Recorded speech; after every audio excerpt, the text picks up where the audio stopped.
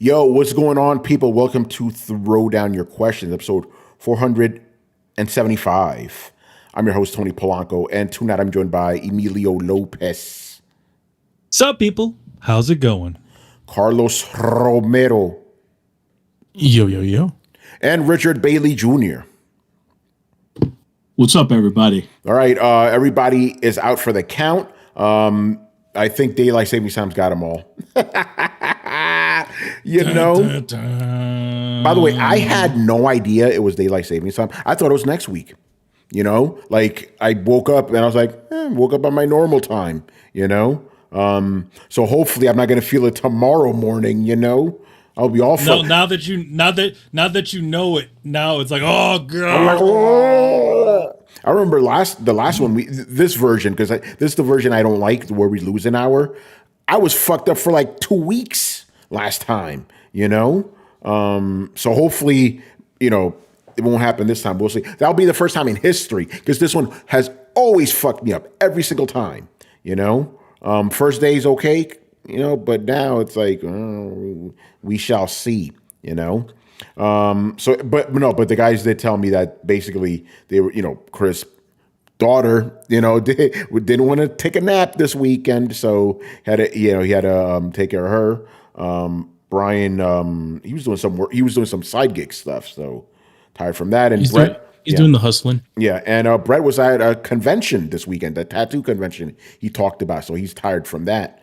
But I'm assuming daylight savings time not helping matters, but to make it, he goes, fuck, you guys had daylight savings time change, was expecting the show to start an hour ago. Yeah, sorry about that, man. Blame the farmers, man. And blame these fucking politicians too. They keep talking about how they're going to get rid of this shit, and they never do. They never do, man. What are we doing, bro? It's like politicians always campaign on stuff that they never promise complete the promises. Yeah, pretty much. So not even daylight savings time. Not even that, man. We guys stuck with this shit. Anyway, so it is what it is.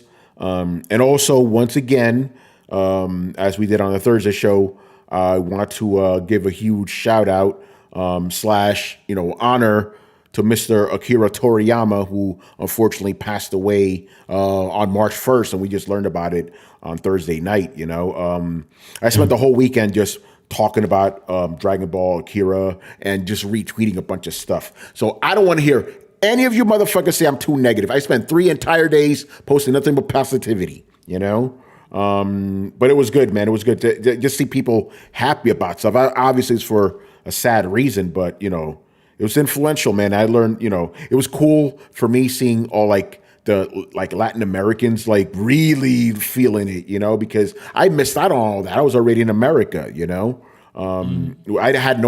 found out about the whole impact of that way after the fact, because I was in America, me and Manny got into it, way before everybody else did, and Manny, I'm glad you tweeted about that, because you're right. I do remember we used to watch Dragon Ball on that Chinese station, obviously the subtitles were in Chinese, we couldn't understand, but it was cool. If you came home at the right time, you could catch because our friend Navarro lived closer to that area of where that area of Chinatown is in Queens. Yeah. So he got it the clearest. But if you lived closer to that part of Main Street, you got that channel. And when you came home in the evening, after school, you could actually watch episodes of Dragon Ball Z. Yeah, I remember. Yeah, the frequency was a little off because I was near Navarro, so my reception was okay sometimes. That was back in the day, people. Back in the day, back in the day. Yeah. But yeah, again, it's just because obviously most people in America, they got into Dragon Ball because of Toonami. But I'm like, me and Manny were into that shit before that. And we remember the Ocean dub. That was the first time they brought it over. Yeah, we watched all of those episodes of Dragon Ball Z, all the episodes of Dragon Ball Z and the movies before they even hit here in the States. In fact, by the time 2015 is when, not 2015, 1995. when we were 15, that's when Toriyama stopped doing Dragon Ball Z officially. And that's also when it started airing in America. And then, because I know, again, the Toonami one was in the late 90s. I'll be honest, I only kind of sporadically watched it here and there because I had already seen them, and I already saw it. Yeah, I already saw it, and I didn't like the edits they were doing. Even though Toonami wasn't as brutal as the Ocean dub with the edits, and they even showed the unedited versions late at night. But again, we had already seen it, and again, I was just the original like voices, man. They're the ones I still like cling to, Goku,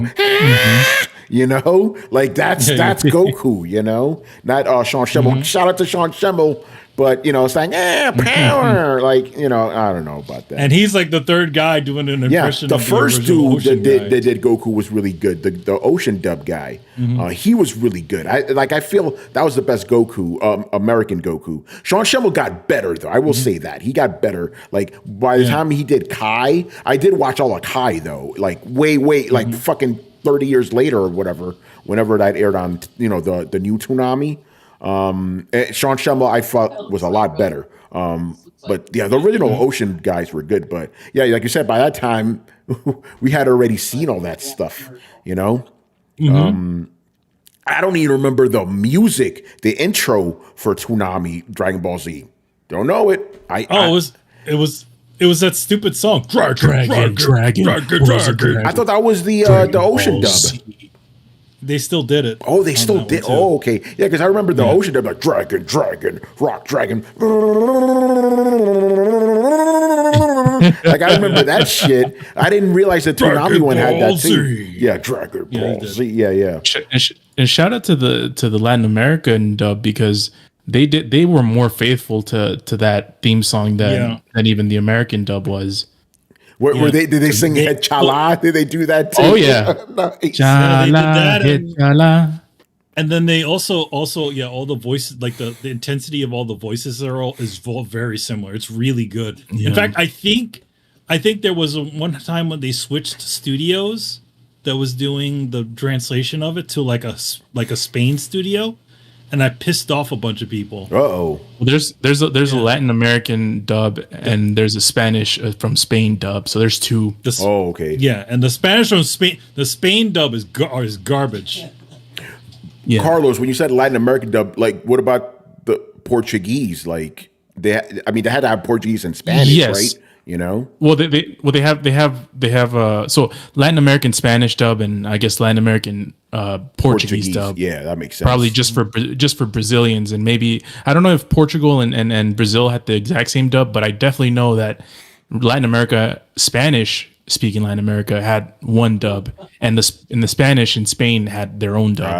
Okay, that's pretty dope. Yeah, there's this guy I watch on YouTube called Dan Vass. He's a Brazilian metal singer, and he did Head Chala. The guy did a really good job singing it in Japanese, But Carlos, we always talked about it's easier for us to say stuff in other languages because we don't morph the vowels, Yes. And he's spot on, and obviously he's Brazilian, so he grew up with that shit, So yeah, go ahead. Most Latin American countries grew up with it way earlier than even the American audiences because I imagine when did Latin America get Dragon Ball Z or Dragon Ball, I should say. Dragon Ball, I think it was 1990 if I remember, because there's not much time that I can remember. Like I grew up with Dragon Ball since like I can remember, literally. That's how long it goes for me. But I think it was Dragon Ball was adapted or dubbed in Latin America in the early 90s. I think 1991, and Dragon Ball Z a couple of years later. Yeah. I think Dragon Ball wasn't even Dragon Ball wasn't even as popular as Saint Seiya. Funny enough, that was huge in Latin America. Yeah, Saint Seiya. Yeah. Yep. Shout out! It's called Caballeros del Zodiaco. And I used to watch that. But Dragon Ball was popular, but it wasn't that popular. Dragon Ball Z, when that came out, just blew up the roof. Yeah, and then everyone just went on the craze. And that's why I told the guys on our chat, I said, pretty much anyone under the age of 50 in Mexico has watched Dragon Ball or Dragon Ball Z. Everyone. It's that popular. That's the thing about Dragon Ball Z in general. Like what is it? Like 3 different generations enjoy it on the same level. It's crazy. Like I remember like now he's my oldest nephew. Still is my oldest nephew. He was a fucking little kid getting into that shit, and I had already been into it, Now this motherfucker's like 25, obviously still a fucking nut for it. I'm 44 loving Dragon Ball Z. Motherfuckers older than me. They're my youngest nephew. He's not as into it, but he likes it too. He's 12. It's crazy, Yeah. It's a zeitgeist IP now. Yeah, it is. And that shit's going to live forever, man, because it's like every fucking shonen anime wants to be Dragon Ball Z. I really loved the creators coming out, like Oda, right, for the One Piece dude, the one from the creator of Naruto. They were all like just singing the praises of Akira Toriyama, talking about how much they influenced them. I remember, I think it was Oda, talk about like how honored he felt when Akira Toriyama called him by name. He's like, oh shit, that's what I wanted, I wanted that recognition, senpai recognized me and shit, that shit was dope. Yeah, and I love the fact that those guys don't hide. It's like, yeah, man, fucking like Naruto was like, that shit is Dragon Ball Z. As a matter of fact, my boy Evil Chris, that's how he sold Naruto to me. He was like, yo, this shit's like Dragon Ball Z. The main character has blonde hair and he turns into a monster. I'm like, okay. That's how he sold it to me. There it is. It's crazy, man. Blonde hair. He's like, yo, he turns into an Uzaru. I'm like, okay, check it out. I mean, Shonen Jump would not be what it is today without that. I mean, most of those guys, like you mentioned, all the mangakas that created Shonen Jump are influenced by Dragon Ball Z directly. Not that indirectly they were influenced. No, directly they were influenced by Toriyama. Directly, yeah. So yeah, shout out to Akira Toriyama. I know we're not talking about games right now, but this is fucking Akira Toriyama, man. Got to give our respect, I mean, the games he did the have games, Dragon Quest, fucking Chrono Trigger, Blue Dragon, like my man, And that's the thing. I was watching a ton of videos about Akira Toriyama, right? And one guy had a good point. Like he was talking about, it was a video specifically about his art style, right? Because his art style is not the same as other anime, very different, right? And then in the same video, the guy brought up a good point. It's like you could say the same thing with Oda, with One Piece. Nothing looks like One Piece, but you only know his art style from One Piece. Whereas with Akira Toriyama, he had his hands on so many things. You could just like, a regular person could be like, oh, that's that guy, just because it's everywhere, right. Fucking dope, man. It could be its own genre. It really could. Yeah. It's like that very distinctive art style, very different. I remember even back then when we were watching Dragon Ball Z, we're like, yeah, this is very different than the other anime we're watching, because we're watching very adult like type of shit, Wicked City, Demon City, Shinjuku, all that, Ninja Scroll, that type of stuff, so that was dope. Fucking, and even now, man, you think about Dragon Ball Z, you think about the power, It's like, I guess you hype. Power up. Yeah, motherfuckers screaming, breaking mountains, When someone's going through a tragedy that they think they could turn Super Saiyan. It's like, oh, it's coming, Oh, man, and I had to reshare. Remember that black kid who was trying to turn Super Saiyan from like 20 years ago?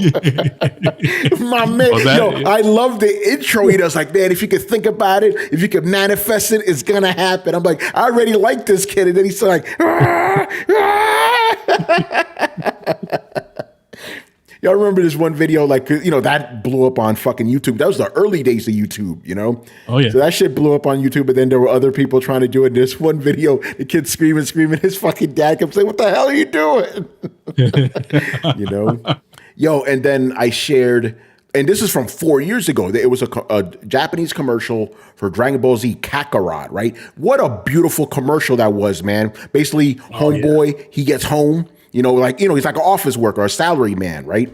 He gets home, cracks open his copy of Dragon Ball Kakarot. Then he thinks about all the decades he's had with Dragon Ball Z. My favorite part is like when they're running, one kid's like, Kaio Kaioken times 3, Kaioken times 20. And motherfuckers just lapping everybody, you know?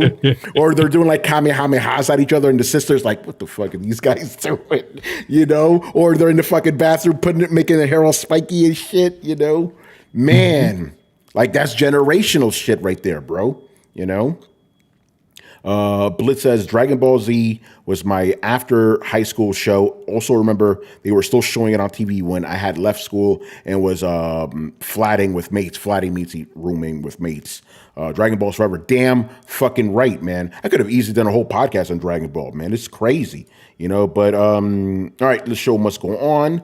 Let's get into it. I didn't put these in any particular order. It's as they came. Black Metal Gamer starts us off here. What are your thoughts on Sweet Baby Inc? We already covered that, so check out the Thursday show. So we'll move on to his next question.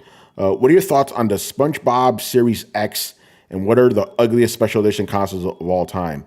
Yeah, the SpongeBob Series X looks like shit. It's horrible. I think it takes advantage of the shape. You know, it looks like SpongeBob because it's a box. So I think it's interesting for that. The part I don't understand is who is that for? Yeah, is it for kids? Like SpongeBob? Yeah. Is it for kids? And then like, why doesn't it come with a SpongeBob video game?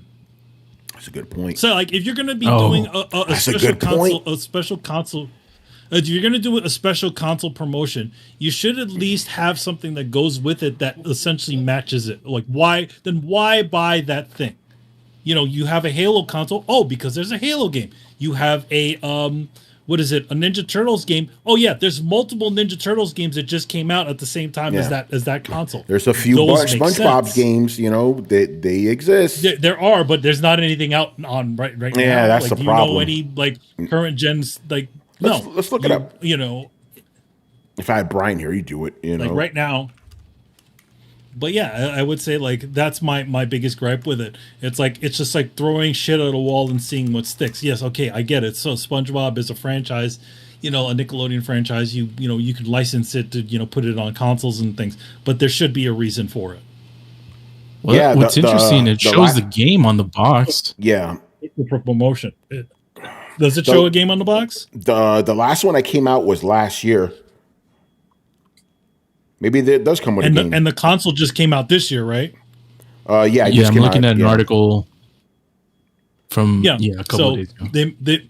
They missed the boat by the year. Yeah, pretty much. Oh, literally by a year. It came out in January of last year. Shit. Yeah. I feel like, you know, if you're going to go down that road and do those sorts of special consoles, there should be a reason for those things to exist. Something to buy with that console. Otherwise, it's like, why do you need this? Why does it need that? And then also, if you're not going to do that, then pack the game with a bunch of titles that are kid friendly. So like, okay, yeah, you get them, you know, they get a couple of games on there, and you can get them the Game Pass, and then you go. It comes with like a year's worth of Game Pass for the kid. Okay, that's good. But here's the thing: making the SpongeBob console does make sense because that's kind of the console you get for the kids, you know? So, yeah, it makes sense. Yeah, that's the cheaper console. Yeah. It's for the shaped kids. like a SpongeBob.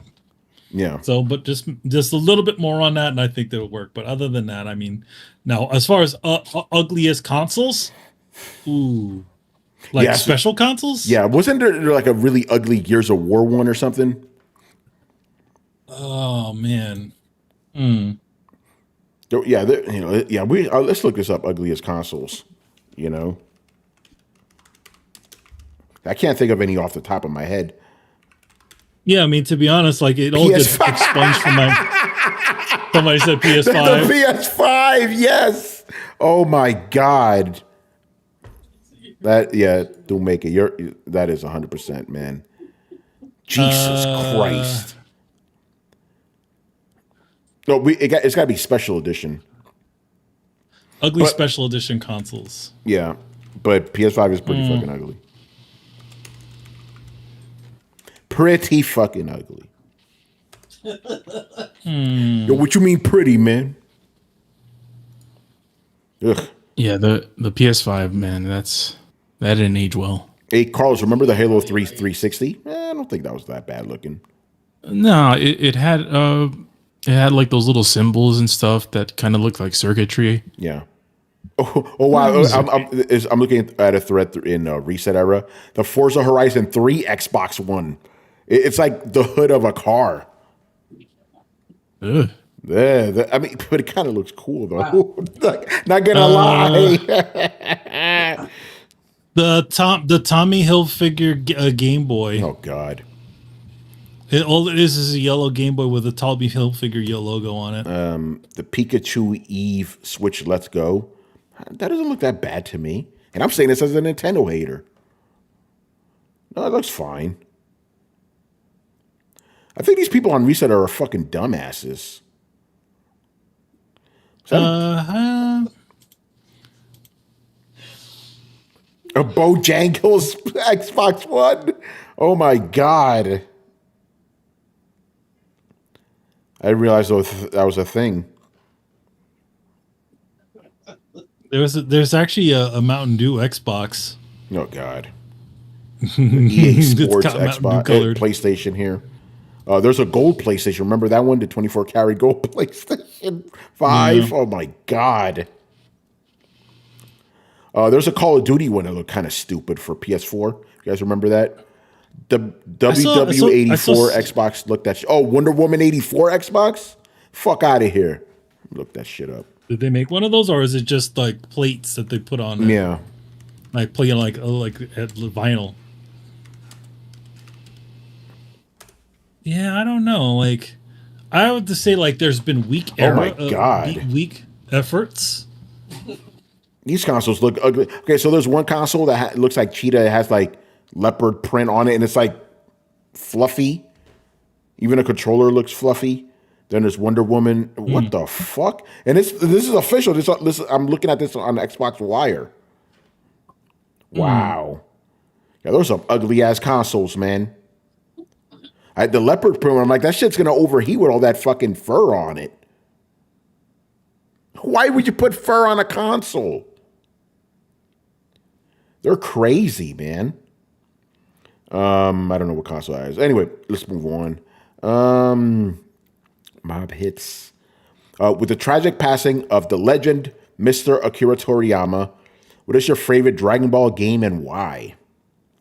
I'm so thankful that Dragon Ball Fighter Z came out, because if not, my answer would have been none of them. I'm sorry. I love Dragon Ball. Yeah, those games are lousy. They've all been terrible. I remember those Dragon Ball games from back in the day at Super Nintendo. They've been bad since back then, you know? Those were horrible games. There was an arcade game that was a Dragon Ball game for a while that was decent. And I remember our movie theater, and the one we always used to go to on Queens Boulevard, that one had it, but it was like on the second floor and you couldn't get there. It was kind of a hassle. Yeah. I've never liked it. Like the only one, I mean, again, and here's the thing about fucking Dragon Ball Z Fighters. I like it because it's a Arc System Works game. That's what I really like about it. Kakarot is tolerable. I don't like the combat. That's always my main thing with these Dragon Ball games. The combat is always absolutely terrible, but I liked the world. I liked exploring the world. That was cool. And I like seeing, the anime, like the anime in cell shaded form. I think it was like around like the end of the PS3 era. It's like, oh shit, these Dragon Ball Z games finally look like the anime. And ever since they look really, really, really good. But yeah, the gameplay, those fucking Budokai games, I never cared for them. I've never been a fan. Again, but here's the thing. In general, I don't like anime games. I may like the anime associated with them, but I don't like anime games. I love Naruto. I love Bleach. I love that stuff. Cannot stand their games. They don't like them. Same thing with Dragon Ball. But I know some people do like them. That's why we have like fucking 3 or 4 Budokai games. But Kakarot was all right. Funny story about Kakarot. I reviewed that game twice at the same time because I was freelancing for PC Mag and Geek.com at that time, literally a month before the fucking pandemic. And and they both wanted me to review the game.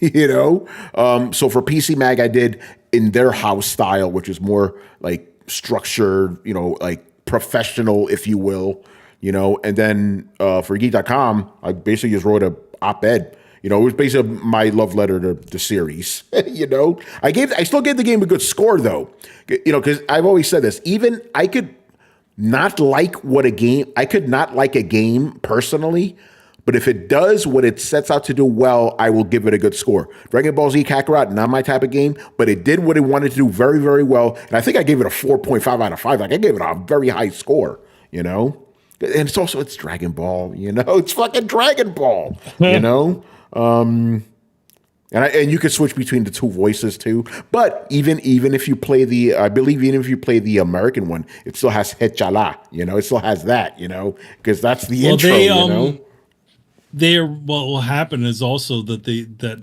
at least in that era they decided that they were going to do remember the anime wasn't when they translated it again, they started not making their own music for it. Yeah, Dragon Ball Z Kai had the original intro, One thing even about the dub, airing.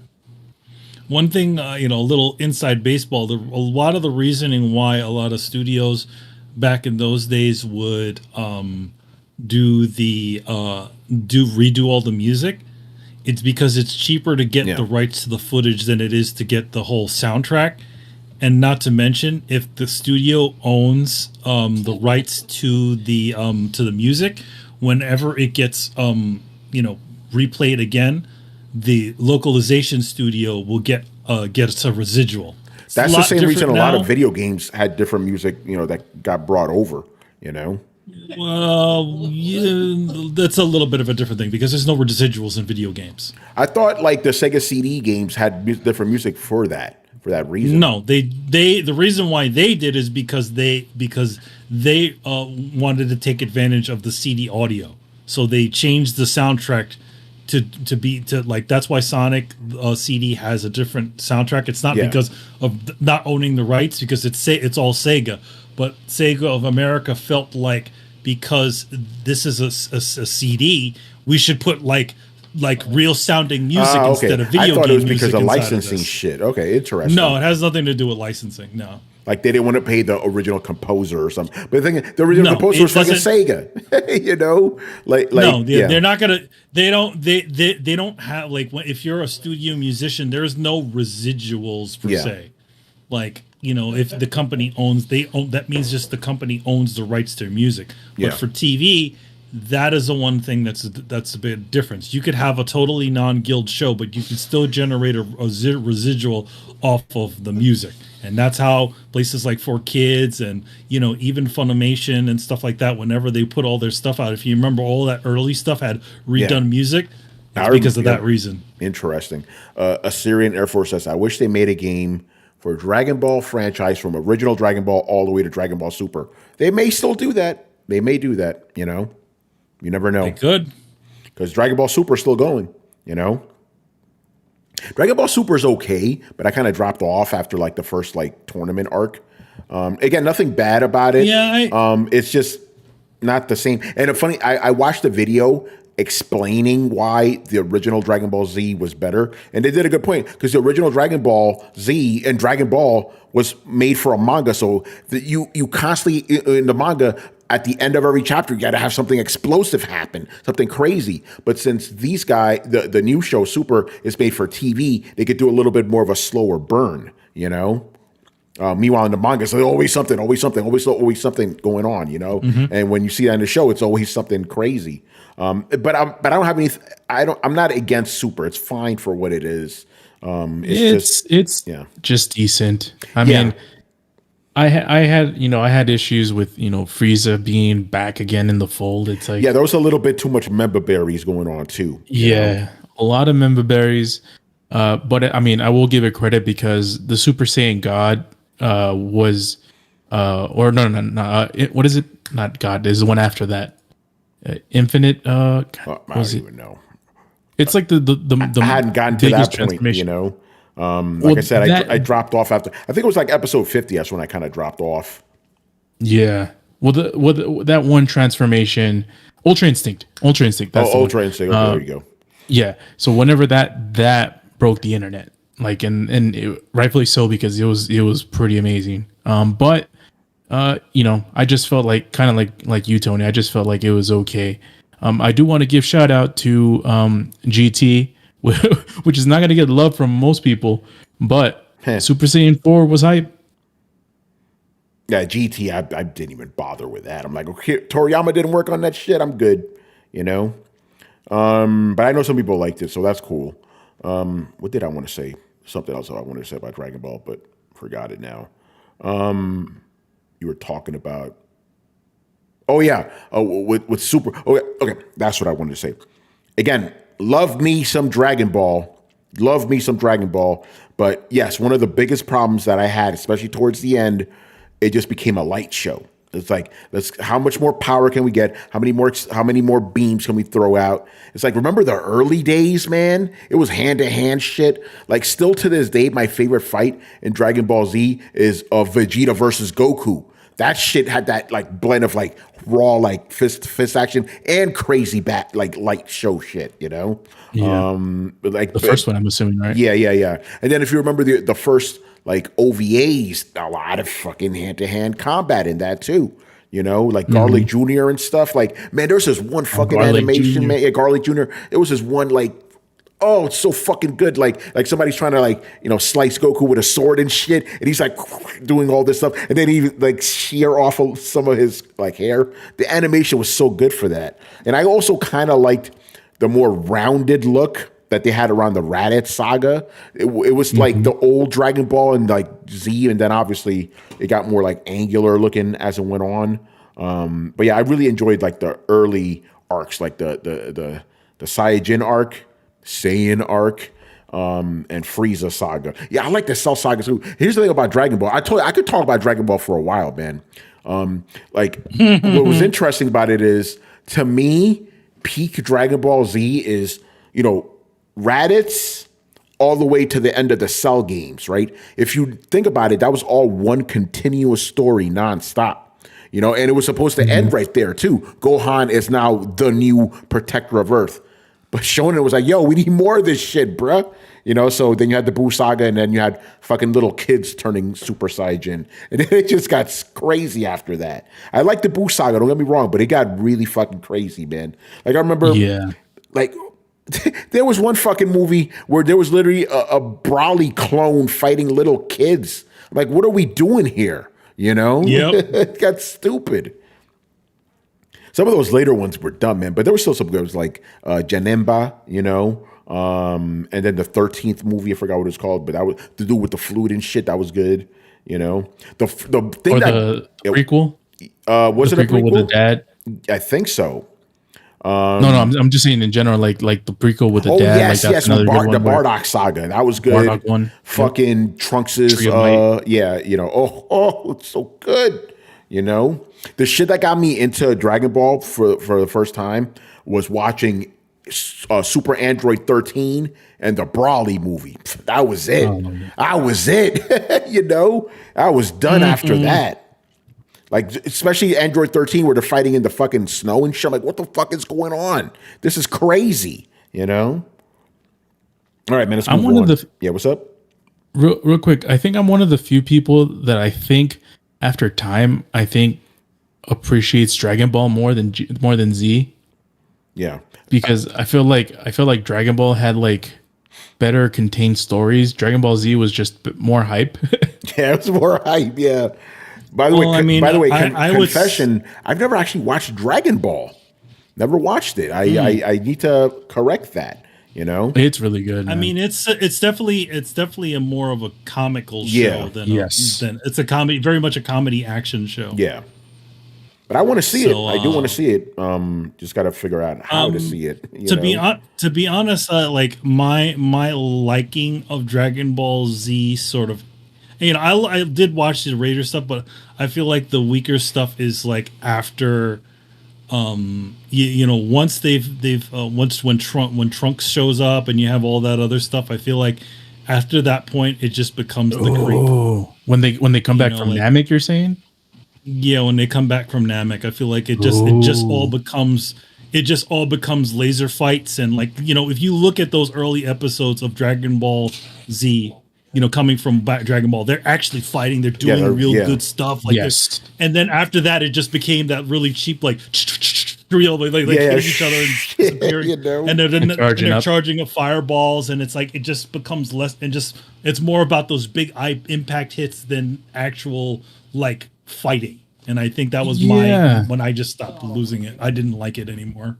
Yeah. And here's the thing, like, and Tony, you probably, since you didn't watch Dragon Ball, like maybe you didn't feel this, but for me, watching Dragon Ball Z, one of the things that I hated about Dragon Ball Z was the tournaments, because the tournaments were done so well in Dragon Ball, like in the original Dragon Ball. Yeah. And I felt like in Z, they kind of like just made them a joke. Yeah, but like, what were the tournaments? I barely remember. I know they had the Cell games. Then they had the tournament in the Buu saga, right? That yes, the tournament before Majin Buu was resurrected. Yeah, but like Dragon Ball, like again, I can't. To me, in my mind, don't get me wrong, I like the Buu saga just fine. But to me, Dragon Ball ends with the Cell, when Cell being defeated. That's when it ends.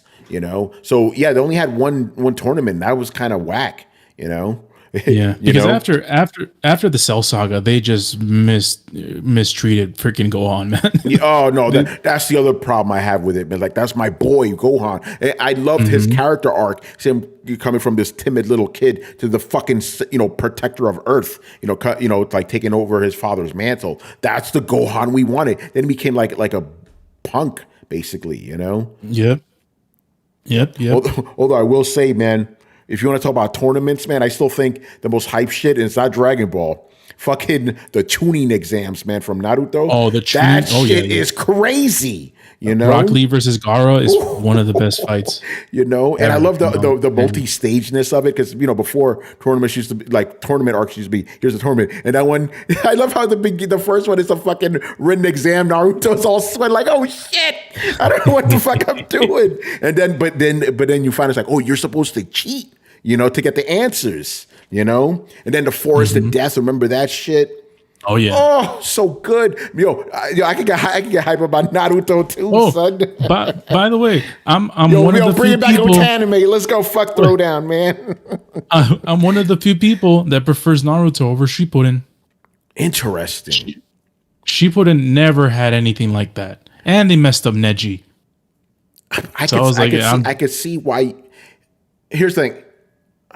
Man, that's a good fucking and I'm wondering which one do I like more, because that first arc, man, it was fucking hype, but then again, that pain arc from Shippuden, the pain arc is probably peak Naruto over anything in Naruto or Shippuden. It's the peak, but I felt like it was that's it. Yeah, I mean the rest, my man Jiraiya, son, oh yeah, shout out to Jiraiya, man. All right, let's keep talking about games, man. I'm telling you, man, we got to honor Akira Toriyama, man. Give us our time here. We got to mourn, Mr. Bushido, aka J Shep. Should there be more? Should there be more conversations in the industry about the oversaturation of games that either nobody asked for, games that aren't good, or both?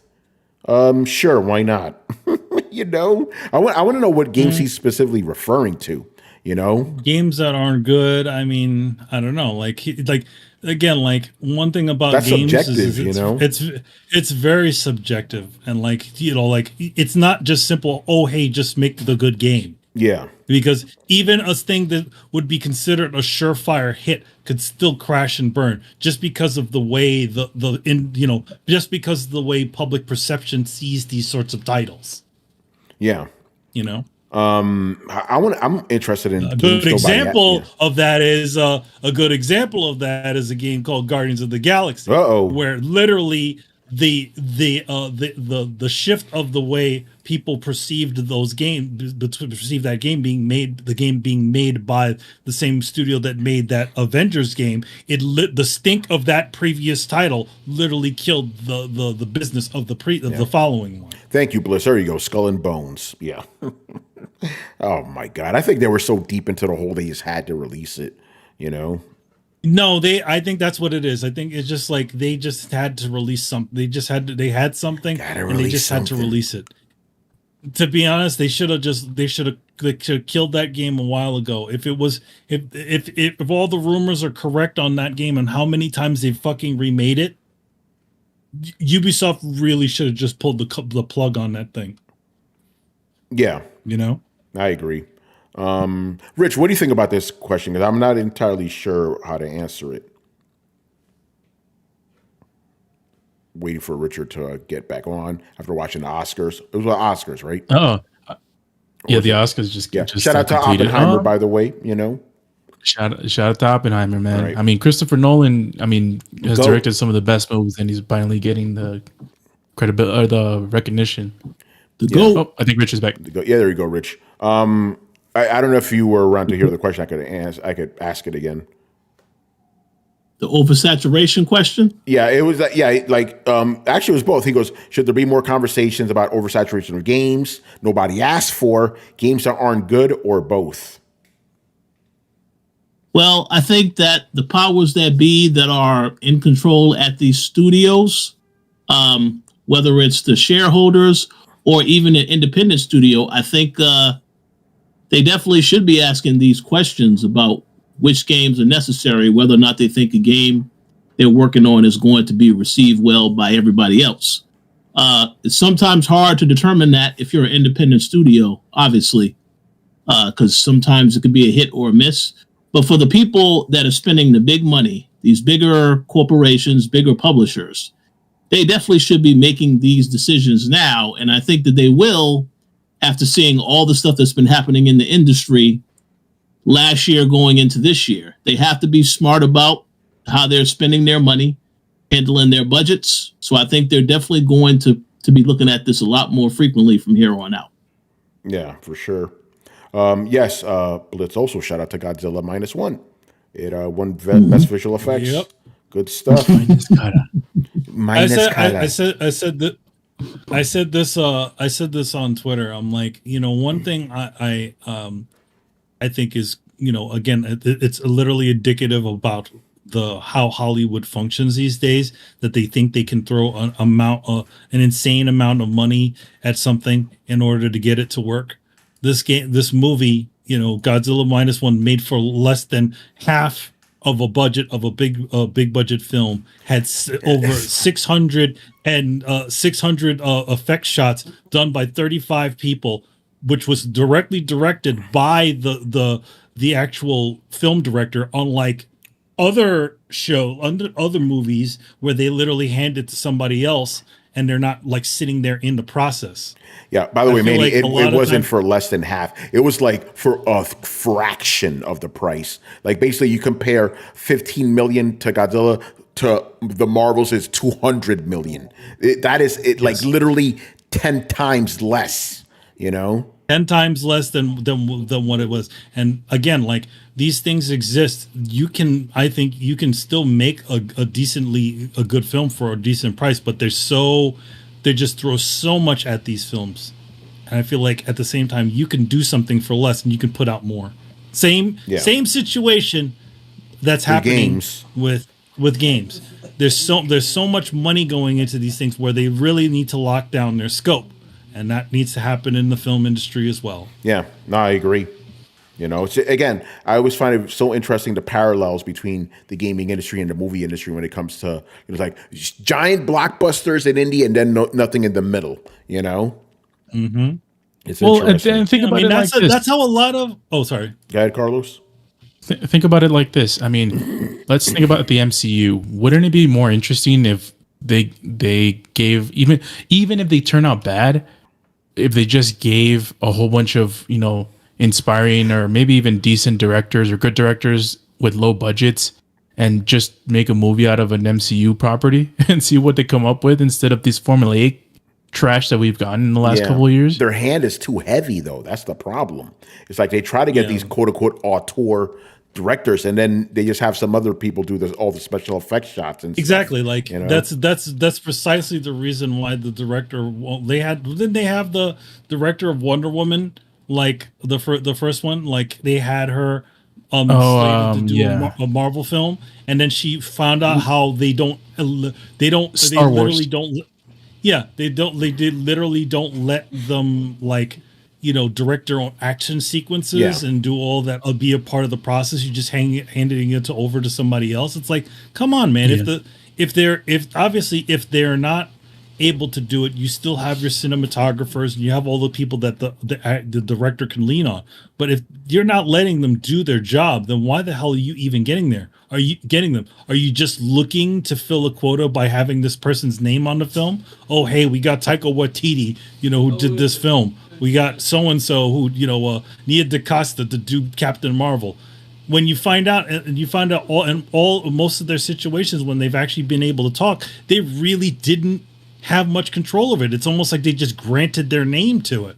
Yeah, I remember hearing that, the final end sequence of Endgame, that was already storyboarded 6 years before the fact, It was already like digitally storyboarded, like it was all animated and everything. Yeah, reason why you would do is reason why previs exists is so that you lock down your shots, right? So that when your big effects moments do come along, you're only doing it for those shots.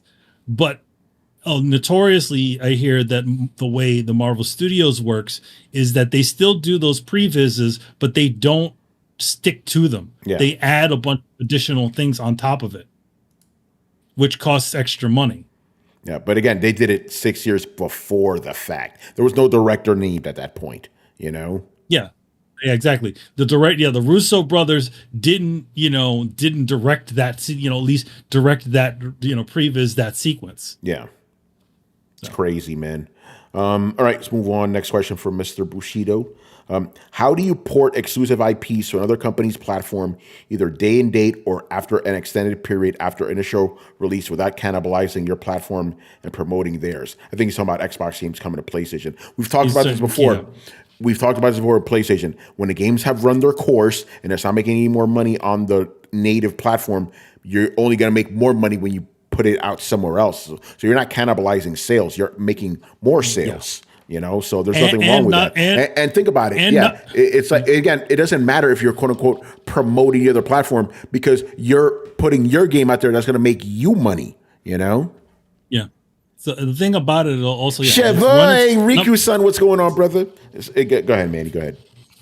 It's also exactly what Tony says. It's like it's not really cutting holes into anything, especially if it's not generating any sort of money. Are people still buying a Sea of Thieves right now? Apparently, the numbers are all low now. Has Hi-Fi Rush run its course? Yeah, after a year, people have already sort of said their thing, and then not to mention, and this is the biggest elephant in the room. What is PlayStation? PlayStation's a platform where people still fucking buy games. Yeah, Now, Yep.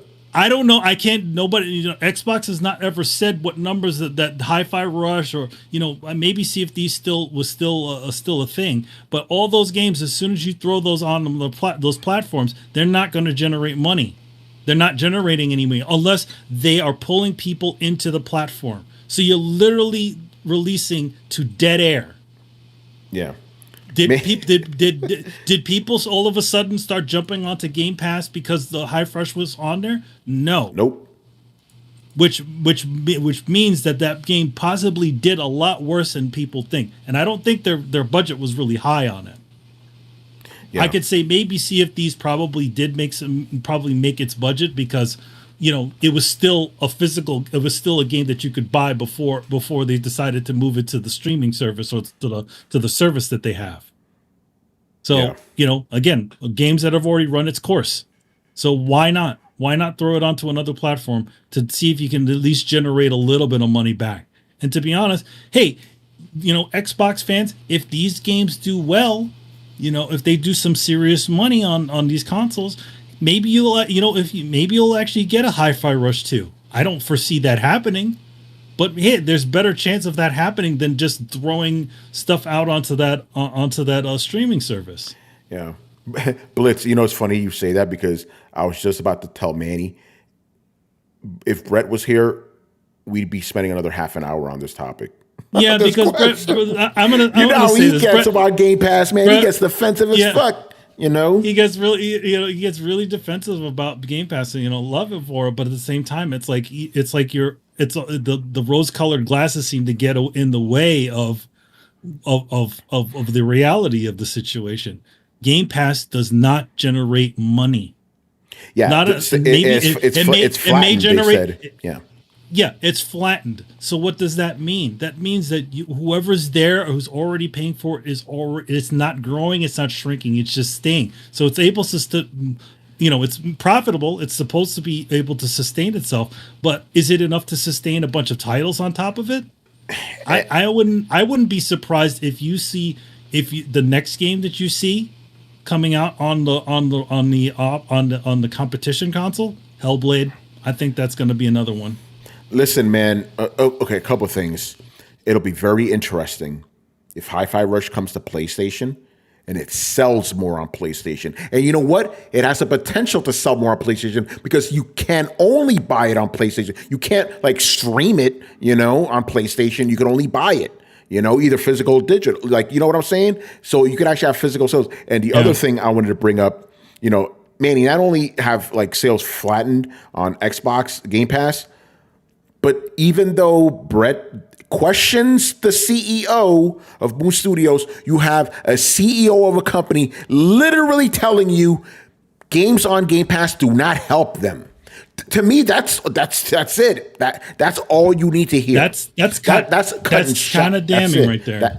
Damning. That's the end of the conversation. You literally have the head of a studio telling you, you playing this game on Game Pass does not help us with sales because it doesn't. So miss me with that, man. Yeah. And I want to jump on. I want to jump on. Okay, go ahead.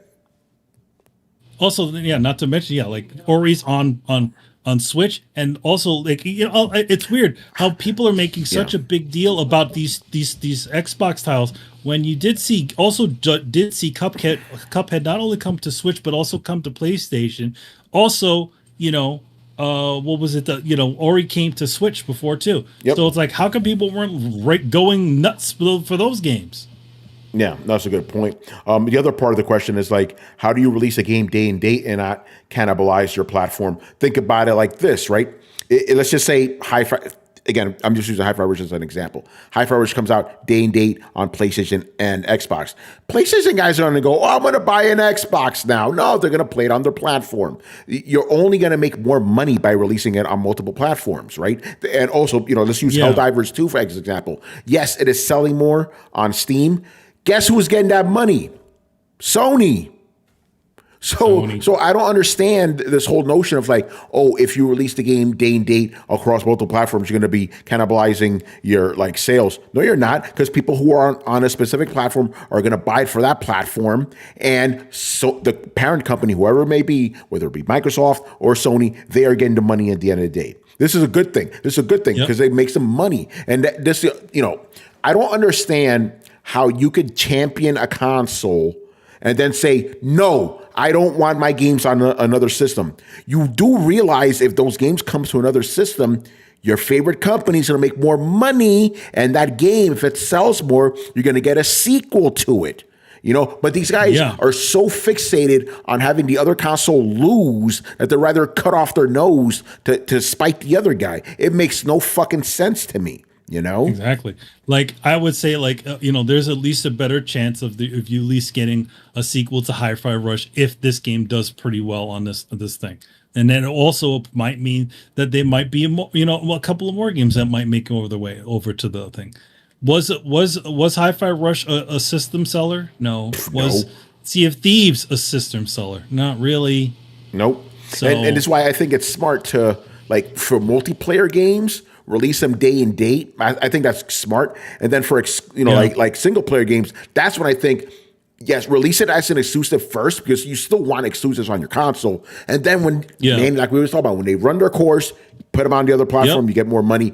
Everybody wins. Yeah, everybody wins. So the situation with Helldivers, and again, that was an incredibly smart move that they decided to do, because Helldivers on its own, as a console game, I don't think there's a lot of interest in that game. And if they would have probably killed that they would have probably killed it if they just depended on the console just being the platform. Helldivers, for the most part, is a PC game that just so happens to have a PlayStation version. That's what it is. Yeah, pretty much. All right, man. Let's move on. Ace Ali, thank you. He picked up 2 of J Shep's extra questions. So he's sponsoring those. Thank you. All right. Is Nintendo quietly continuing future console generations by providing great console experiences for younger gamers? I keep seeing conversations that the next gen gamer will move away from consoles, but unless there's a significant hardware innovation, I don't see that happening. What are your thoughts?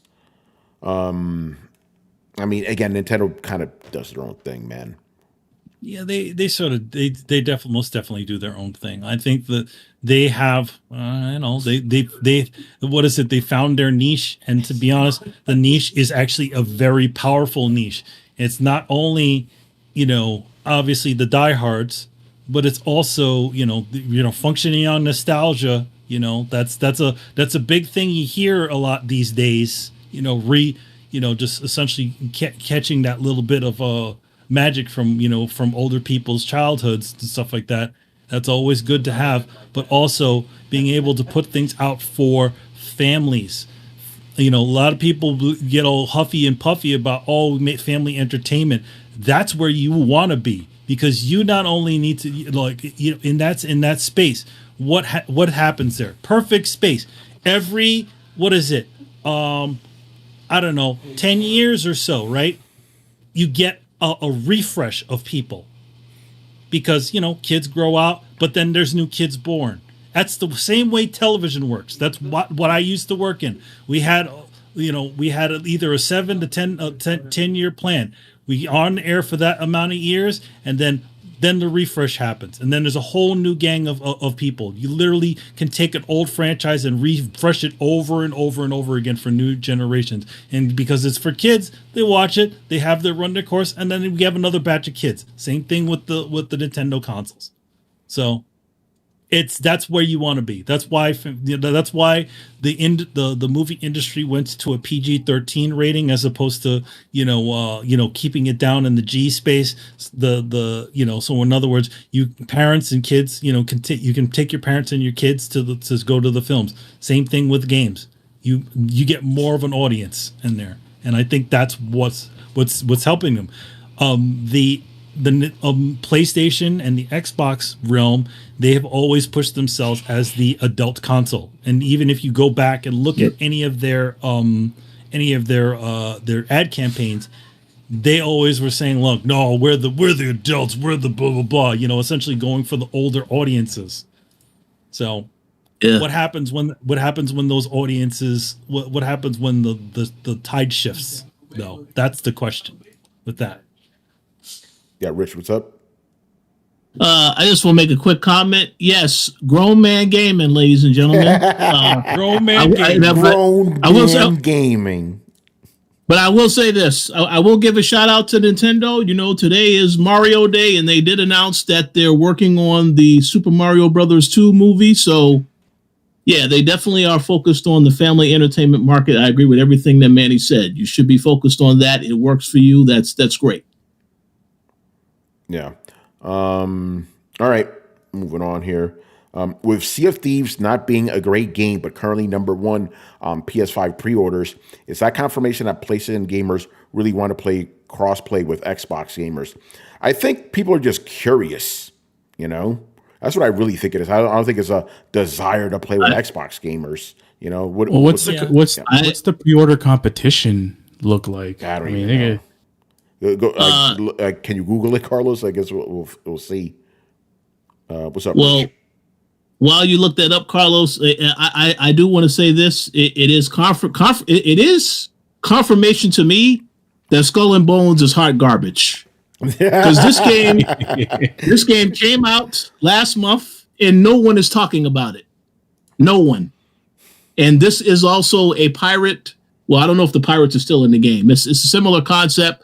Obviously, it's not 100% the same, but obviously Rare is behind Sea of Thieves. A lot of people, they still like Rare.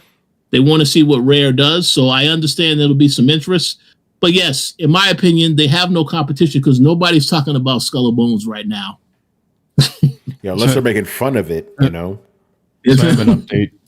Okay, what's up? This is from Forbes.com. How much does it cost, by the way?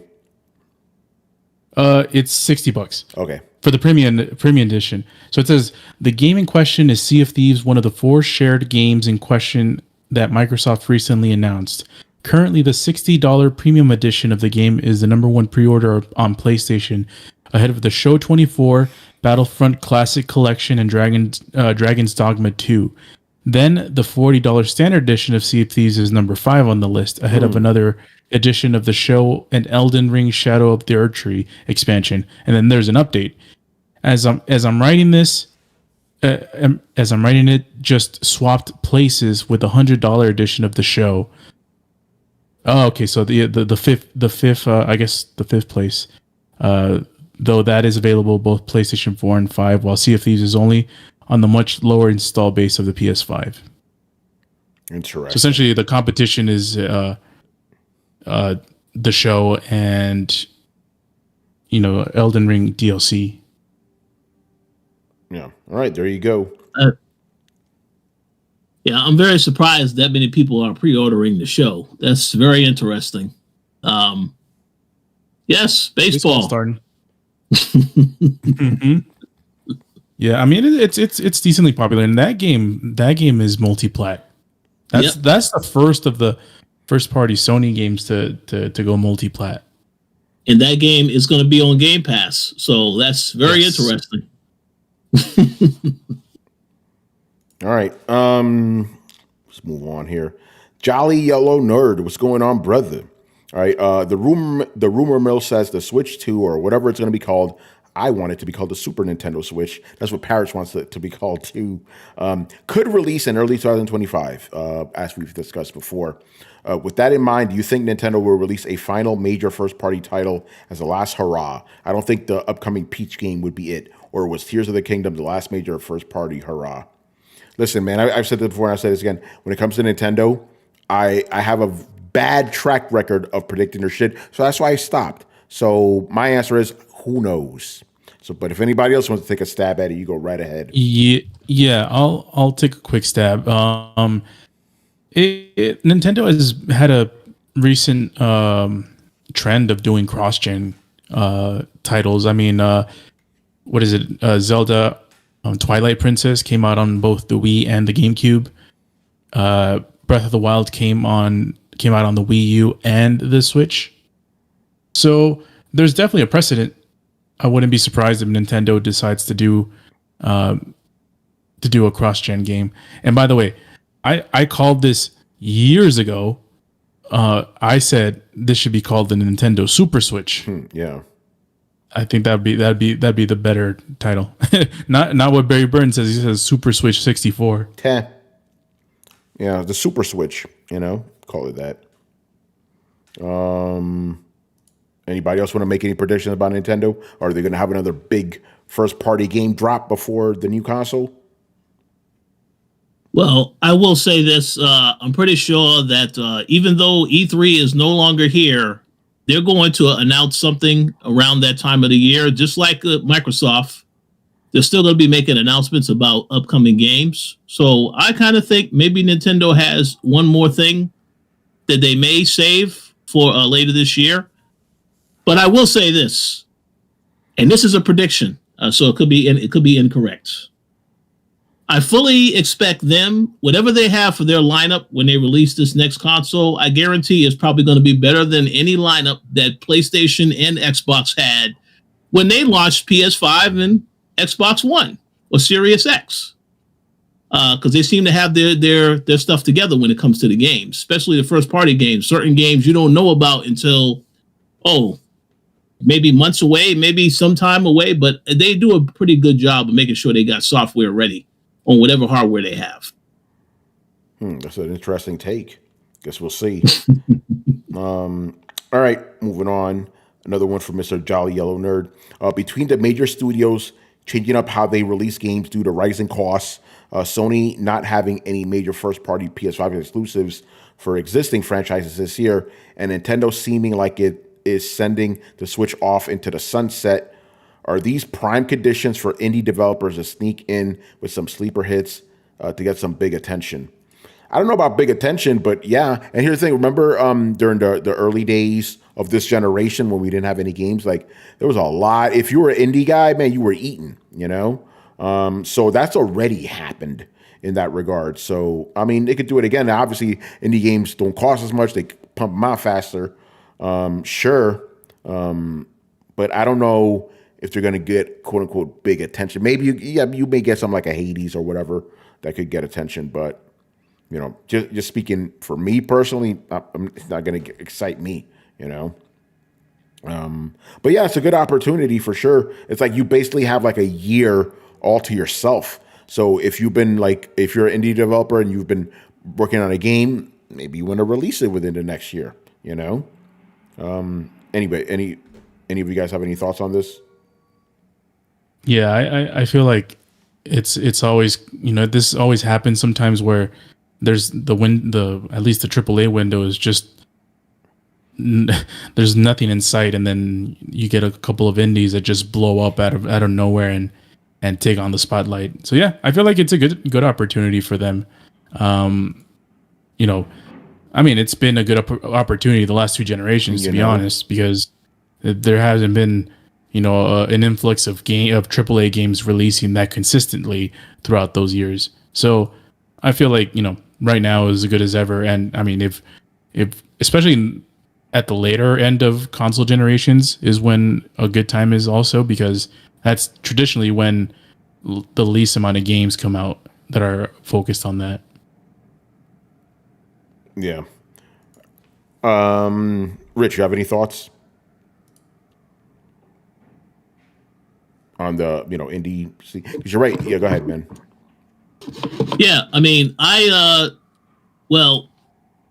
they will have some opportunities. I mean, we've gotten some pretty decent indie games in the past. We've also gotten some pretty bad indie games in the past also. So I feel as though, I mean, I wouldn't say this is only just when we're thinking about the Switch 2 and all these other things that are coming out. It feels like there's always a new indie game that's out. You know, every month there's some new stuff that's dropping. It may not get a lot of attention. And then some of the stuff turns out to be great. Other times it doesn't turn out to be good at all. So I kind of feel like this trend will continue regardless of what's happening right now, you know, because it feels like a lot of studios are trying to go independent, do their own things, so they don't have to worry about a publisher telling them what they have to make. So I kind of feel like you're going to definitely see a lot more indie games coming out moving forward. I think that's a given. Yeah. You have a lot of studios wanting to go independent. That seems like every 8 or 10 years for Bungie, and then they just yeah. Oh man. Well, Bungie doesn't have to worry about that now, right? They got PlayStation to pay the bills. So until PlayStation decides things are not working out, you know, we're going to send you on your way. They ain't got nothing to worry about, but they definitely better worry about their Destiny community, because people are not happy with Destiny 2. I'm pretty sure once they leave PlayStation, they'll go to Tencent. That's Yes, that's possible. Yeah. All right. Okay. We got another sponsor question. Who is this guy? Got sponsors? Who is this guy? Ramudeth sponsoring Jolly Yellow Nerd, man. Very, very good guy. Very generous guy. You know. I heard he's a big Dragon Ball fan. Yeah, I heard that too. Big Dragon. He could spend an entire podcast talking about Dragon Ball if you let him. Don't tempt him. Don't tempt him, son. All right. After the first major update patch to Helldivers 2 this week, it seems that gear that was highly regarded by players who reached the post game was nerfed, with people all abuzz about the developer Joel and how he may be watching the game closely. Do you think Helldivers 2's developers might be just going to see what gear people lean towards and regard as being meta or OP, and then changing it into a never-ending cycle. Interesting theory right there. He's basically saying it's like, are they gonna like tailor the gear based on what people go for? Because as we know, they're kind of overseeing it like a Dungeons and Dragons thing. It's like constantly changing things around depending on what the players are doing. It's possible. I don't really have enough knowledge of how this stuff works in the background to give an informed opinion here, but I think. Like, hey, players like this, let's do that. Could be good. But it could also backfire because we've seen this before too. Oh, people like that. Let's take that shit away. It's too overpowered, Yeah, I feel like they're a little bit more nuanced than just like essentially trying to control it. I think the thing about it, the main reason why you have something like that is they also want to give a bit of urgency to what's going on. Like, in other words, the whole world is like they're being all attacked from multiple ends to try to stop it. So it's like, okay, now we've opened up this section. Oh, hey, look, there's something there now. I feel like it's an interesting way to sort of run it. Yeah. Or somebody like says, okay, let's do this now. Let's add this one thing, to keep it key to, they see things starting to dip, and then they, oh no, the synths are attacking this area, and if you go to that area, you get some new weaponry. Yeah, stuff like that. Yeah, go ahead, Rich. Yeah, well, first and foremost, that was a great question by this Ramu Def fellow. I remember that was J Shep's question, but Ramu Def, he graciously sponsored it. Okay, I got you. Yeah. So let me just say he's this. He is still a very good man, very humble man. Anyway, go on. Absolutely. So let me just say this. Yeah, I have been watching this game closely. I have to give the devs credit for constantly seeing players having certain issues, like when they were having server issues, they tried to fix that issue. They've always been open and honest to communicate with fans and try to give them things to make them happy. So I kind of feel like they will definitely take this approach, listen to the community feedback, and continue to keep the game relevant and fun. But I'm just going to tell you my personal opinion. This is just my opinion. I was playing Helldivers 2. I saw at the height of when it was very popular. I mean, I've actually gone out a couple of places in the city. I would have on my Coalition shirt. And when people ask me, what's the Coalition? I tell them gaming. The first thing they would say, hey, so have you had any luck getting into Helldivers 2? So, yes, this game is very popular. But me personally, I think I'm pretty much, now it's wearing off for me because I'm playing other stuff. I kind of feel like as more games come out, a lot of people are going to gravitate towards the other stuff.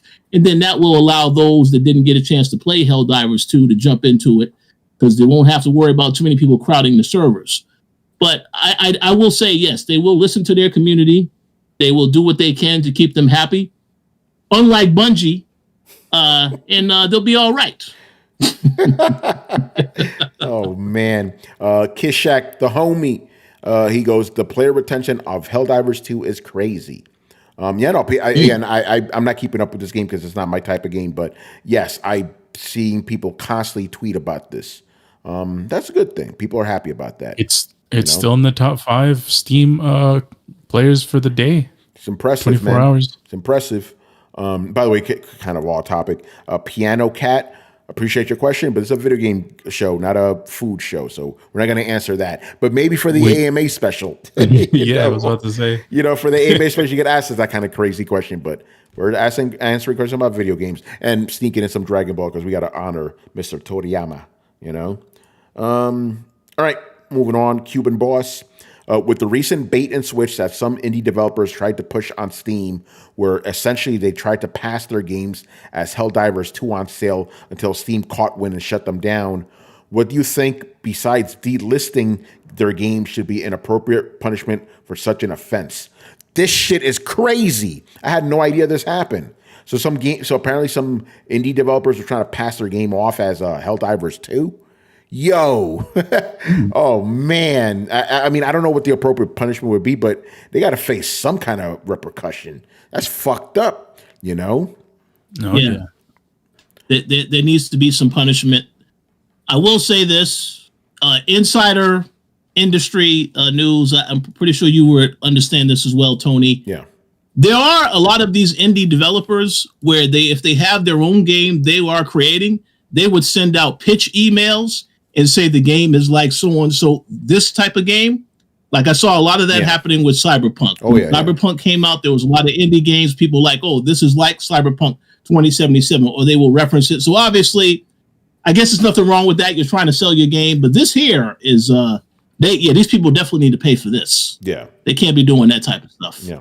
No, because you're right. Like saying your game is like one game is one thing. Trying to pass your game off as another game, that's another, you know? Yes. No, I agree. Again, I don't know what the appropriate punishment would be. I'm not in these industries, but you know, oh shit, we just lost Manny. Fuck. You know, hopefully he'll be back. Oh. All right. Another one from Cuban Boss. Shout out to Cuba too, you know. Shout out to them. Yeah, I wonder if they listen to us in Cuba. I mean, I think he does, you know, but I don't know if maybe he's in Florida. That could be just me stereotyping. You know? Well, it's not. But it's not that far off. I mean, let's just be real here, you know. Literally and figuratively. Yeah, let's just be real, you know. But either way, shout out to Cuba. That's our brothers down there, you know. They speak funny, but they're cool. Yeah. That food though, man. Portuguese. You know, motherfucking Cuban sandwich right now, son.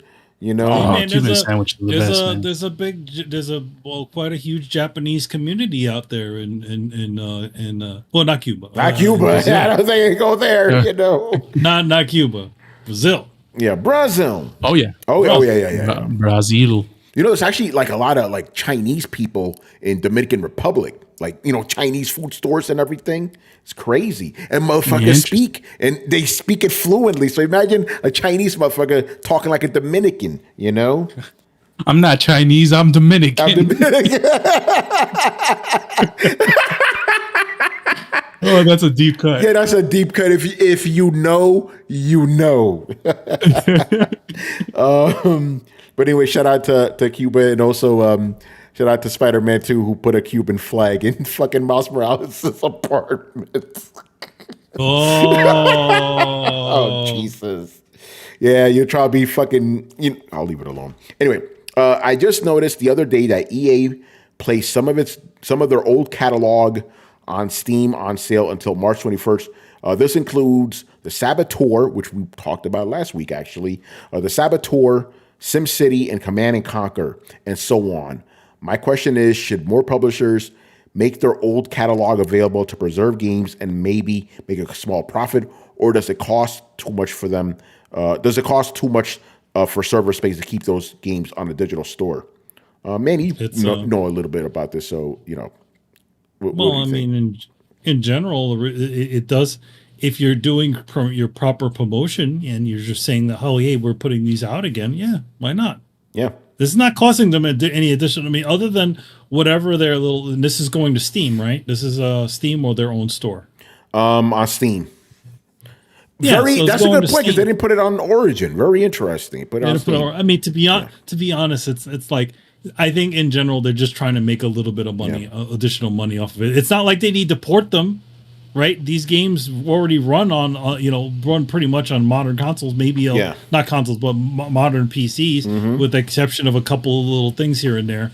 So, I think it's just them trying to catch a little bit of money off of some old games that they kind of have sort of let go. And also, to be honest, you remember EA saying that they were going to concentrate on their own IPs. Yeah. So maybe this is also a way for them to test the waters as to what IPs they want to sort of resurrect. Yeah. So sure. I don't know about Saboteur, because the Saboteur kind of had a lot of issues. It didn't do well, and it was a good idea behind it, but it didn't really do it. But I think that it's a good way for them. Like, oh, hey, let's put Dante's Inferno on there. Why not? Dante's Inferno was a fun game, had its flaws, but what if they wanted to go down that idea again? I think a lot of companies are essentially pulling back from the IP based stuff because it costs so much to license things, especially something like a Disney game. Yeah. Kishak says Chinatown is worldwide, Tony. Yeah, every place has a Chinatown. That is true. Every town has a Chinatown. Yes. Let's see who gets that reference, you know? You know, it's funny. Like, obviously, New York has a Chinatown, but in Flushing, we also have our own Chinatown, Flushing Main Street, where Manny and I used to get those motherfucking Dragon Ball Z VHS tapes back in the day. Yep, that's it, around there. Well, yeah, you guys know, I mean, that Chinatown is bigger than the one in Manhattan. It is, yep. You know. It is bigger than the one in Manhattan. Yeah, you have a lot more of a variety of Asian people in that area. Like, in other words, Chinatown over in Manhattan was very much more Chinese, Cantonese. In that area, you got a lot of different Asians. You got, like, there's an Indian neighborhood, like, right in front of it. And then, like, as you go further back, there's Chinese, and then there's Korean in another direction. So it's like, yeah. It was actually the Korean guys we bought those tapes from, if I remember correctly, but in that general area. Yeah. And you're right. Yes, because Asian just doesn't mean dudes from China and Japan. Like, Indians are Asians too. You're right. Like, once you get to a certain point, you know, shout out to Chris. Once you get to a certain point, like you see that, you know, the Indian population in that area, and then you keep going further, the Chinese, not many Japanese though, but Koreans for sure. Not a lot of Japanese. Like, there is a Japantown in New York City, but it's very, very tiny. Yeah. Although, shout out to our boy Takamuni, you know, who we knew in junior high school. But remember, I used to bug him like, "Yo, what is Ryu saying and shit?" You know, he was cool about it. He was cool about it. Cool about you know, Virtual Fighter was like, "Yo, what's Akira saying?" You know, yeah. What does Yunin Hyundai mean? Yunin Hyundai, you know. Good shit. Shout out to Chinatown Fair and yeah, man. You already know Barry. You know, Chinatown Fair, J&L. You know, we haven't seen our homie for a minute, man. Yeah, I mean, he sort of disappeared. Yeah. I mean, well, granted, like Chinatown used to, J&L used to be on Elizabeth Street, and there was a mall that was also really good over there. I mean, there's still a couple of really good like places to buy stuff down there in Chinatown, but yeah, J&L. They always had the early cut. You could go over to J&L and get stuff for a little bit early. I don't know how it is now, but back in the day, you could go over there like maybe a week before before street date and get a new game from them. So you know, remaining on Main Street, we used to get those imports and stuff. You know, there used to be a store on Main Street called Games R Us. Yes. But then they changed their name to Games F Us because obviously Games F Us. Yeah, they were I remember, man. Like getting that Dreamcast controller with the 6-button layout for Street Fighter and shit, you know, among other things. And then not on Main Street, but actually far from Main Street. It was on Northern Boulevard. Northern Boulevard, we had CPS Games. Used to get imports there too, you know. I went there. I was in that area, but it was a very long time ago. But it was more recent, and they were still there. But I doubt that CPS is even still. Oh no, that's been gone for years, man. When I went to Connecticut to go see Tool, like, you know, I was there with Mike and John, and we drove right by it, and all three of us had to give it our respect. You know, CPS. Yeah, just give it a look. Yeah, and John always was telling us a story about how he got his Dreamcast. Like, basically, the guy came, like, you know, from behind the store and gave it to his dad, like, over the wall and shit. Like, they had it ready for him. you don't get those type of stories for fucking GameStop, man. You know, we had real video game stores back in the day. You know, that place is the first place that I saw Resident Evil demo, like the Japanese version of. I was Resident there with Evil. you that day. Yep, was there. That shit was crazy. You know, yeah, that was CPS Games for life, man. You know, all right, Tumeke. What are your thoughts on the mistaken release of the Stellar Blade demo and how Sony was able to remove all the demos from people's systems? Okay, man, I missed out on this shit, boy. I found out about it after the fact, but yeah, mistakenly Stellar Blade demo was put up. Motherfuckers was playing it, loving it, and then Sony, like, not only to take it away, but if you downloaded this shit, you couldn't play it. You know. And that leads me to the point. It's like, this is what I'm talking about. You don't really own your games. You know, That's it's all that all that lovely DRM that Sony was essentially using to essentially got the gotcha moment on Xbox. But realize every single thing has its they got all of that stuff in there too. It's like, how is it that if you don't have a good internet connection, you can't play a certain game? What is this? No. Yeah. I don't know if you guys remember it. I packed that thing too. Just reminding me of that, but yeah. I mean, I'll tell you one thing. The people that did get to play it, it's pretty decent advertising to see that it actually, some people are actually playing, get to see what it looked like. Yeah. So good stuff. Yeah, I saw it go. I forgot, someone told me, and it's like, oh, Stellar Blade is live. And I was like, oh, bet. I want to try it out. I went to go download it, couldn't find it. Well, that's one of two Sony uh-ohs this weekend, because Spider-Man the Spider-Man DLC just dropped with the new game plus in it, and apparently it still had the debug menu in it. Ooh. Yeah, I heard about that. No, man. Obviously Insomniac has a lot of stuff going on from, but come on, guys. Keep it together. You guys got hacked. You guys launching games with debug mode still in it. I don't know, man. No bueno. I mean, maybe they fired the guy. Maybe they fired the people that were in charge of that shit, and they have that to blame, because of all the mass firings that's going on in the industry. But you got to make sure you keep your shit together. That's how that stupid hack happened. Listen to the people that say shit to you. Yeah, right.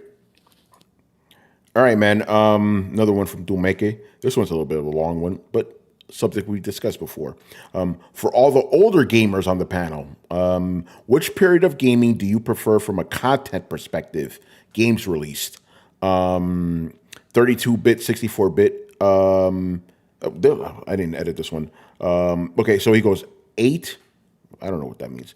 Okay, got it. I read wrong. So he goes the 8 to 32 to /64-bit era, NES to PlayStation 1, where games were mainly made by smaller teams, took a lot less time to develop, and generally focused on pick up and play in arcade games, or the PS2 /current era, where games became grander and I guess more AAA in scale, which saw budgets increase and development times increase.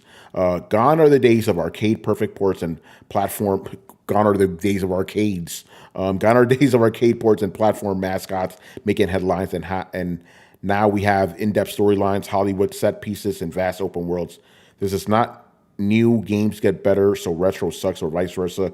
Just if you had to pick your favorite period, which one would it be, and what games influence your decision? I've always said my two favorite eras of gaming are, or I should say the two best platforms, the SNES 16-bit era and the PS2. I think those are objectively the best two consoles. And I still think the PS2 era was the last quote-unquote pure era of gaming before online came in and fucked everything up, So yeah, you know what? I guess my answer. But I know it's longer than your time span here to make it, but to me, everything starting from the NES era all the way to PS2, prime fucking gaming, man. Like, yeah, do I need to name all the games that dropped during that time? It's like we had everything, man. Yeah, I would have to agree. Pretty much the era of the like the NES era all the way up to the PlayStation 2 / I guess the Dreamcast would be part of that era. Oh yeah, too, yeah, right? all that. Yeah. So yeah, it would be up to that point. It's just like they're just seeing how the industry sort of evolved from it. Obviously there's the 16, the 8-bit era, then the 16, the PlayStation 32-bit era, also with Sega Saturn in there. Yeah. I feel like a lot of the later stuff, it's like now now you can't even play a game without it, without having to run an update, like 20 updates to the damn thing now. Yeah. The console, obviously these things, having your console updated with security updates is great and all, but it's like, it just seems like so much now is involved into going into playing a game now. You got to make sure you're online. You got to make sure you're this, you're that. Yeah. Whereas, up to that up to that Dreamcast, PlayStation 2 era, you could still just take a game and toss it inside of the console, and it worked. Yeah, now it's like, hey, I got a new game, pop it in. Oh, gotta wait for it to install. It's gotta wait for it to install. Oh shit, it's gotta update. Gotta update up. You gotta do this, gotta do that. We gotta do all this stuff. Gotta UAE license, all this shit. Yeah. It's like, I really do maintain. Log into your EA account. Oh my God. Like, again, I understand that online obviously made gaming bigger than ever, but in my opinion, online fucked up gaming, man. It really did. Again, you didn't, before that, you didn't have the whole patch it later because you couldn't do it. You had to get the game right the first time. Obviously, there were still bugs, but nothing too, very rare when there was something really crazy because you had to do the game right the first time.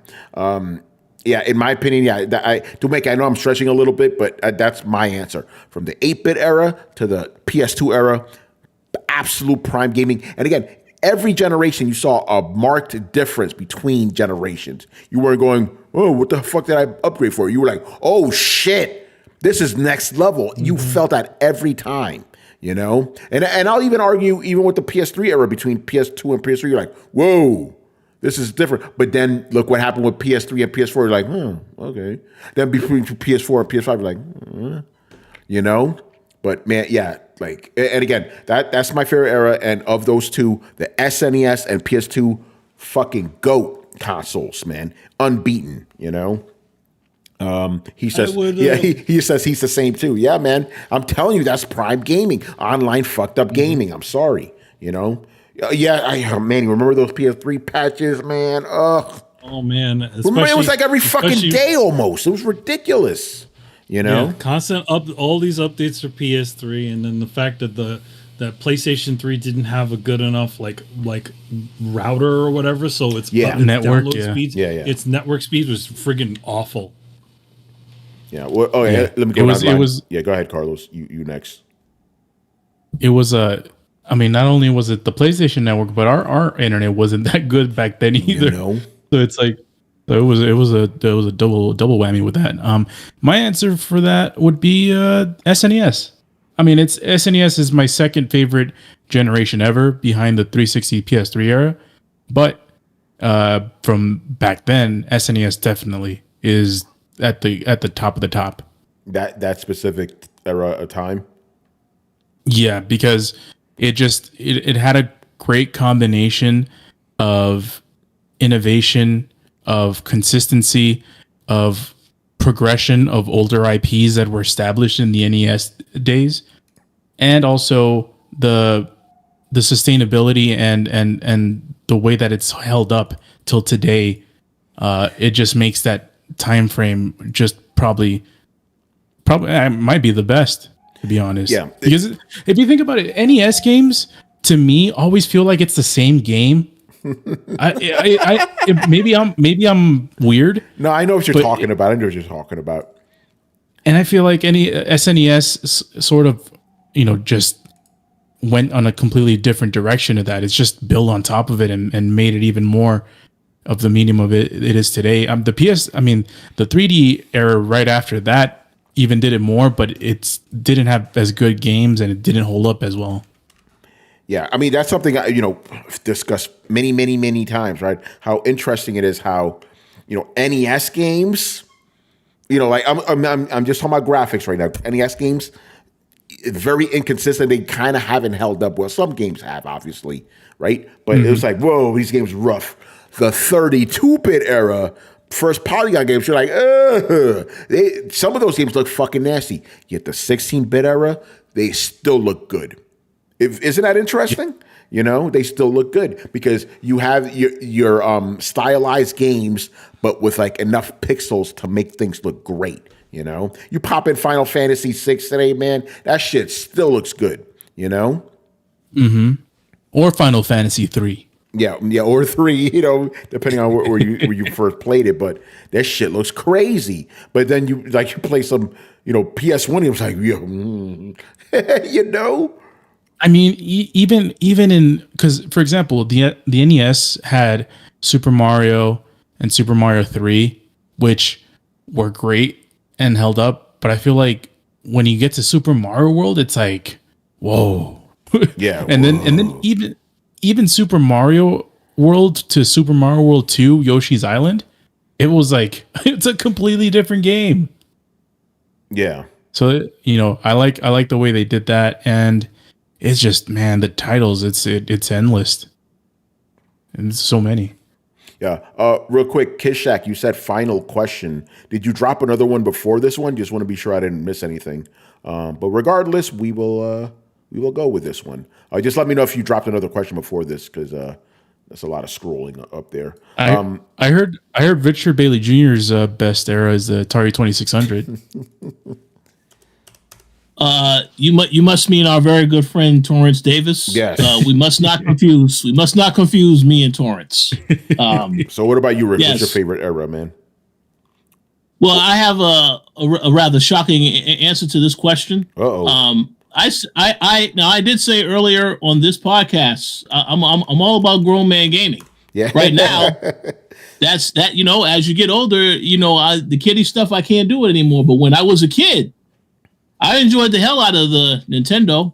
I mean, let me give the honorable mention to the original Nintendo, because when I was a kid, like I had mentioned on the show before, anytime we did good in school, our parents would reward us. So for the Nintendo, I had all the games, the Power Glove. They had the triathlon game. I played all of that stuff back in the day, and that was some pretty fun experiences. So I will give them credit.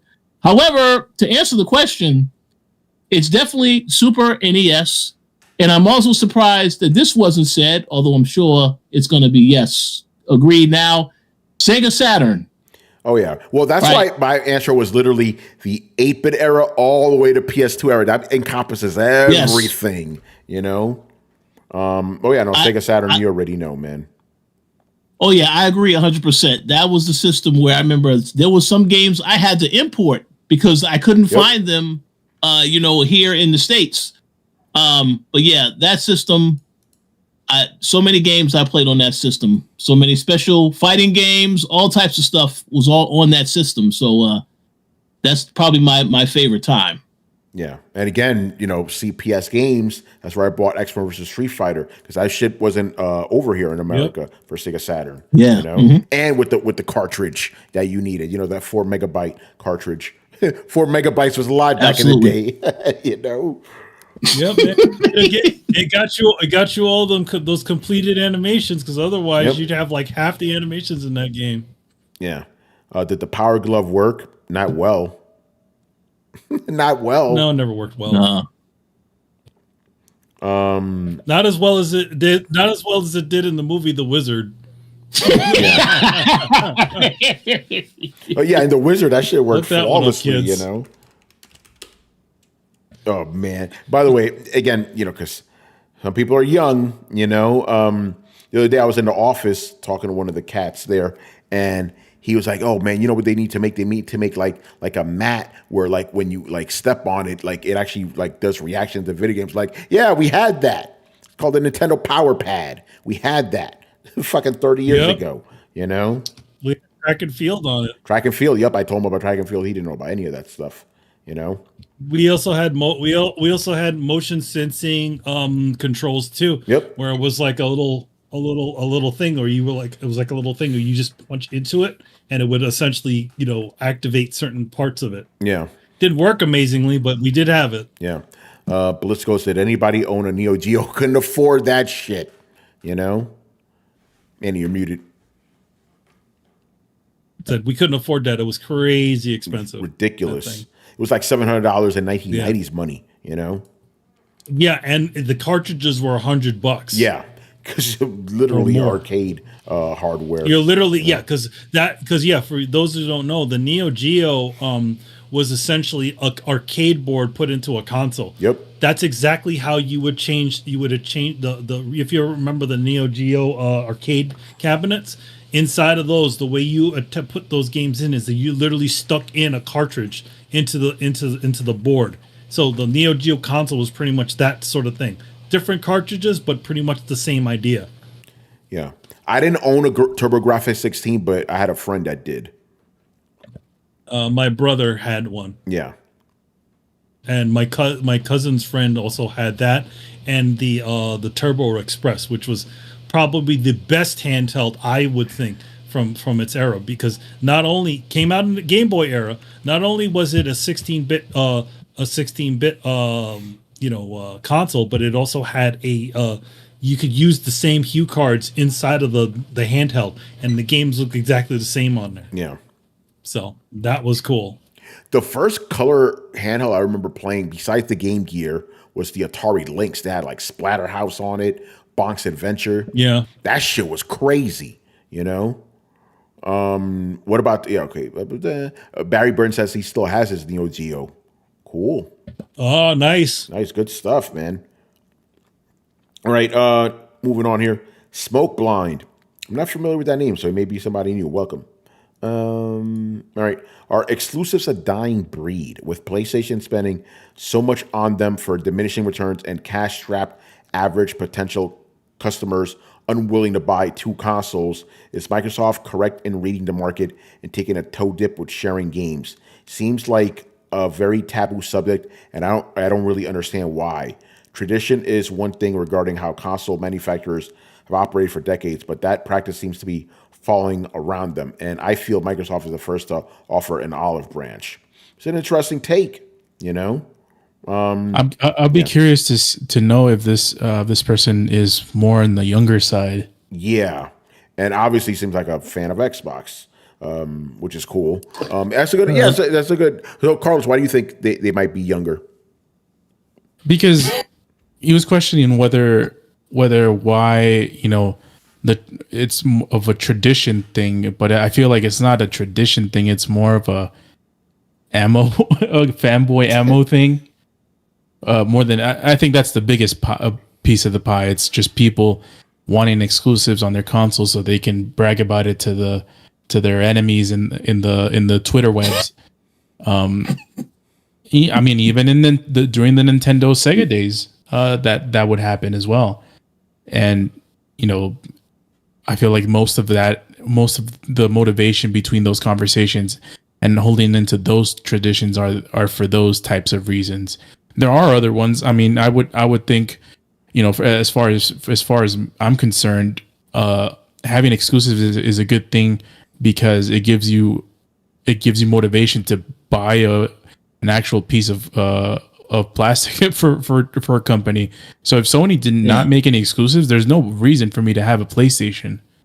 If everything was on PC, I would just get a PC and that's it. Or an Xbox, I would just get an Xbox and that's it. So yeah, and mostly, and this. I mean, it's not always the case, but for me, the track record on a lot of first party AAA exclusives have always been some of the biggest highlights of their generations. That's not really as much the case anymore as it was back then. But back in the day, I mean, when a first party AAA exclusive came out, it was a whole event. Yeah. Now it's just, it's not so much. Not so much. Go ahead, Rich. So let me just say this. It's too bad that Brett isn't here, because I will be curious what he has to say about this question. But my answer to this question, I respect the opinion, but I don't like trying the part where you're basically saying that Microsoft is offering an olive branch. It kind of feels like you're giving Microsoft a pass.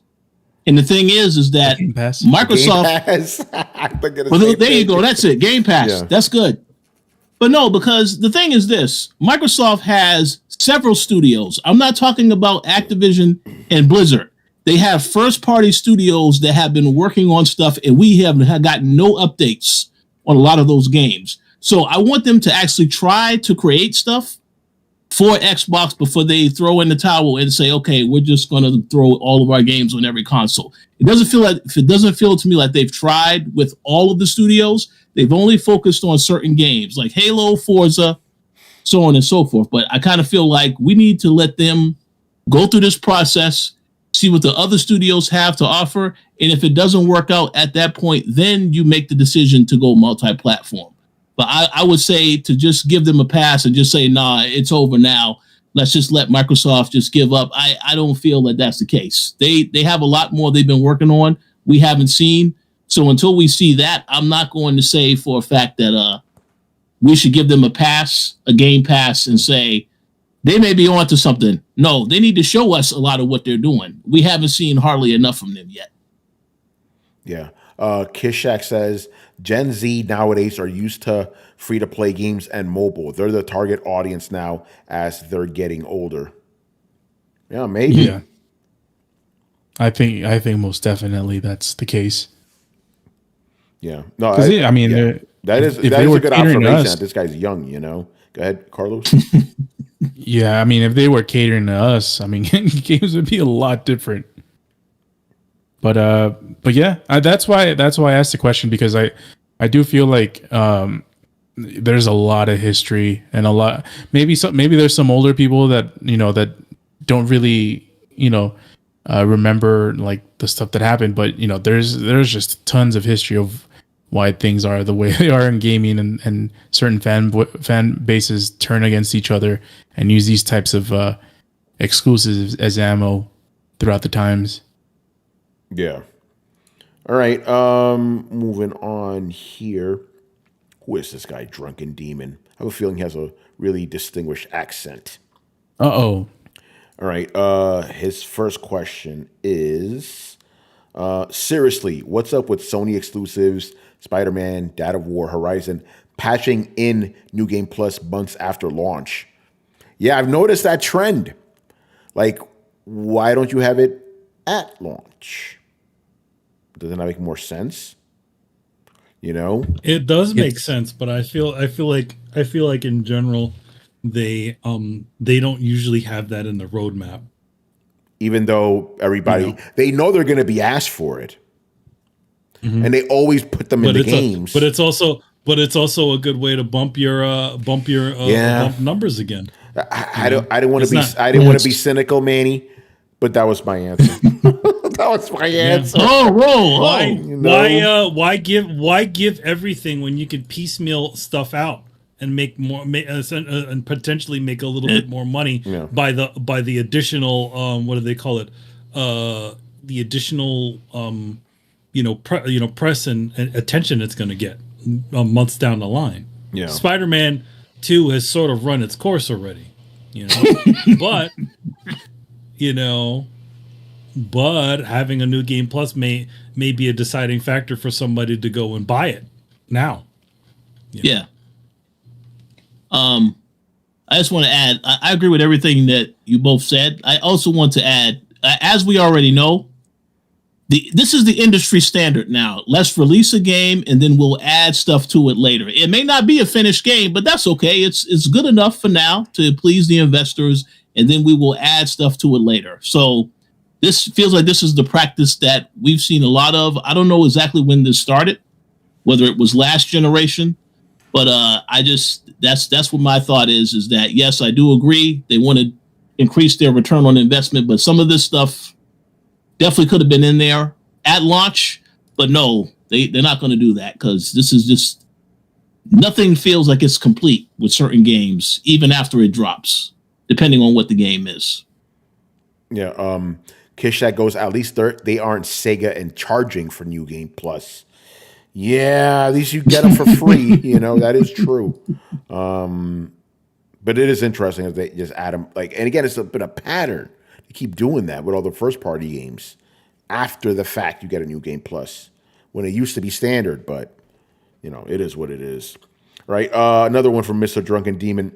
What are the odds we'll actually see a Bloodborne remaster remake? Who knows, man? We've been waiting on that shit for 10 years now, Well, not 10 years, like a little less than that, because the game came out 10 years ago, Yeah, I don't know what's gonna happen because Mr.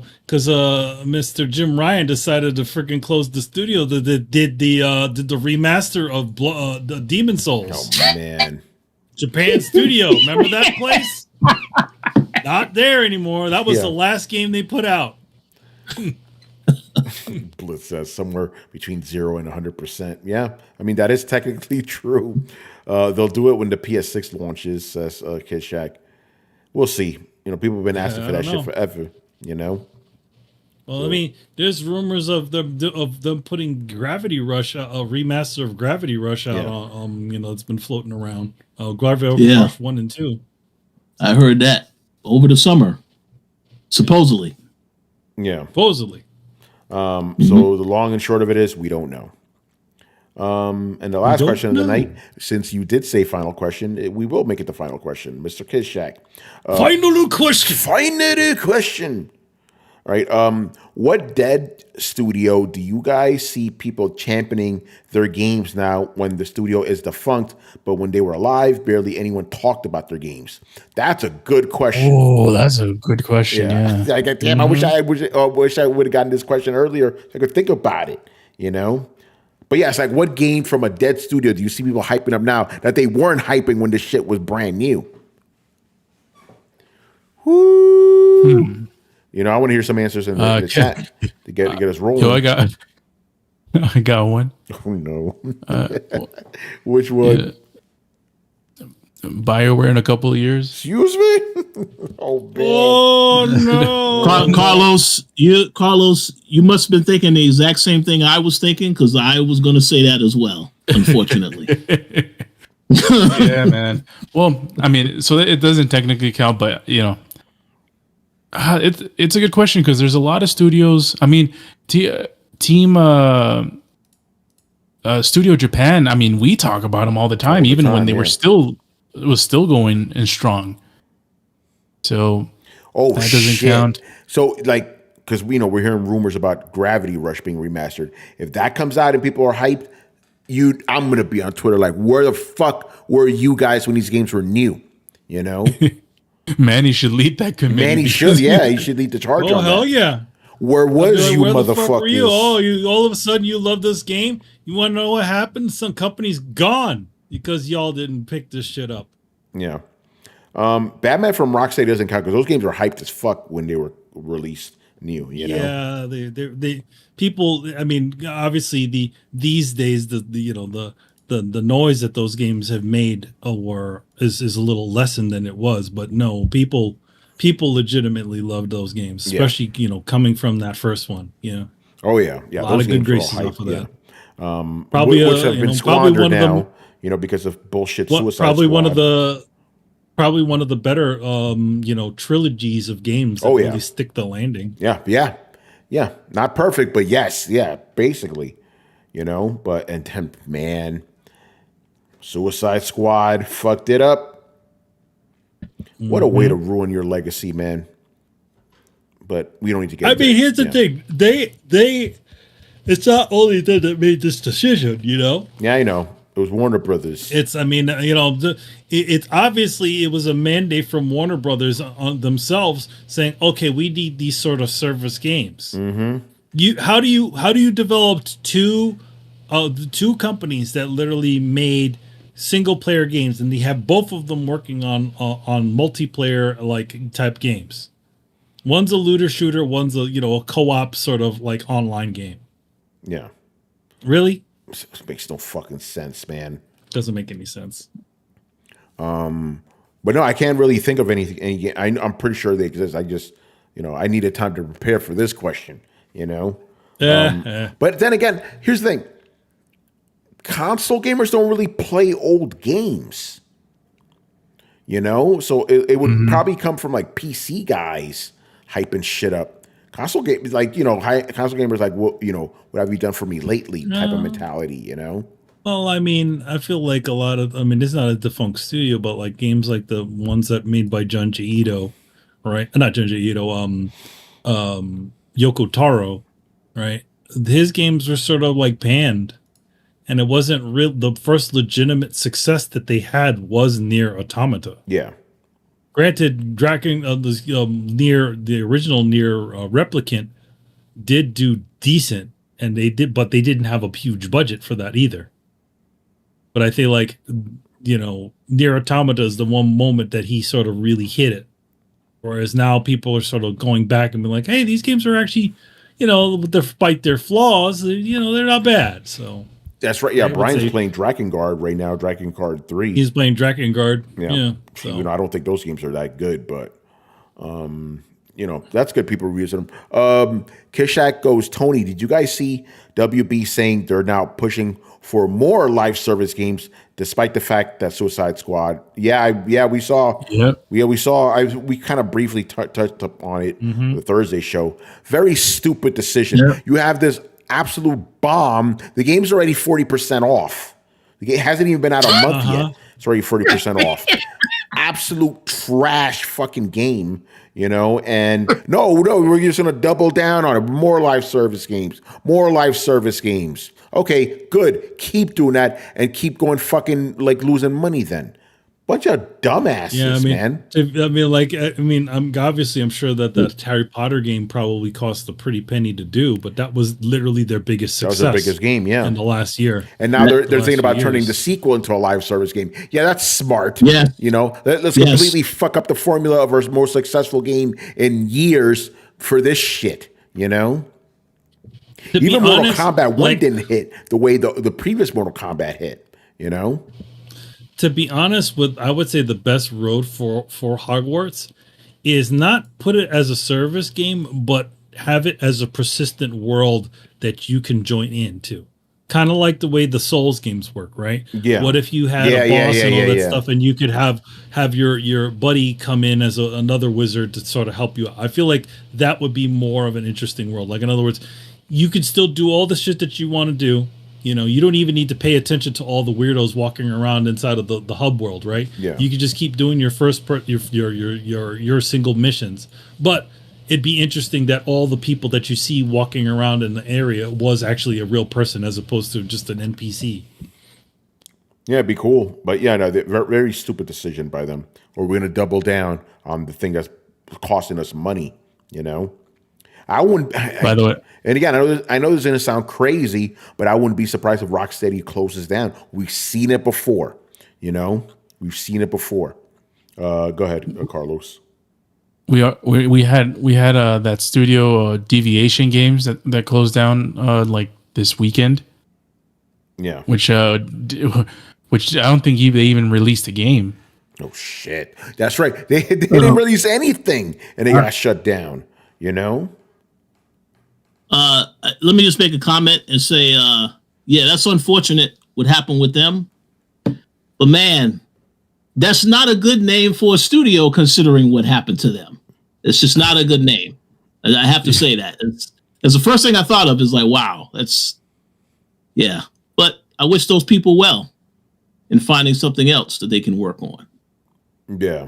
I mean, it can't be as bad as Embracer, who embraces companies and then shuts them down. They embrace failures, man. Yes. That shit is crazy. All right, man. Another one in the books. Good stuff. And shout out to you guys for putting up with our Dragon Ball talk. But I don't think you minded that. Dragon Ball. All right, man. Rich, what do we got to plug? Right, we got a lot of stuff to plug. First and foremost, we recorded the latest episode of I Am Negan. Myself, Carlos Romero, and Adam Vale.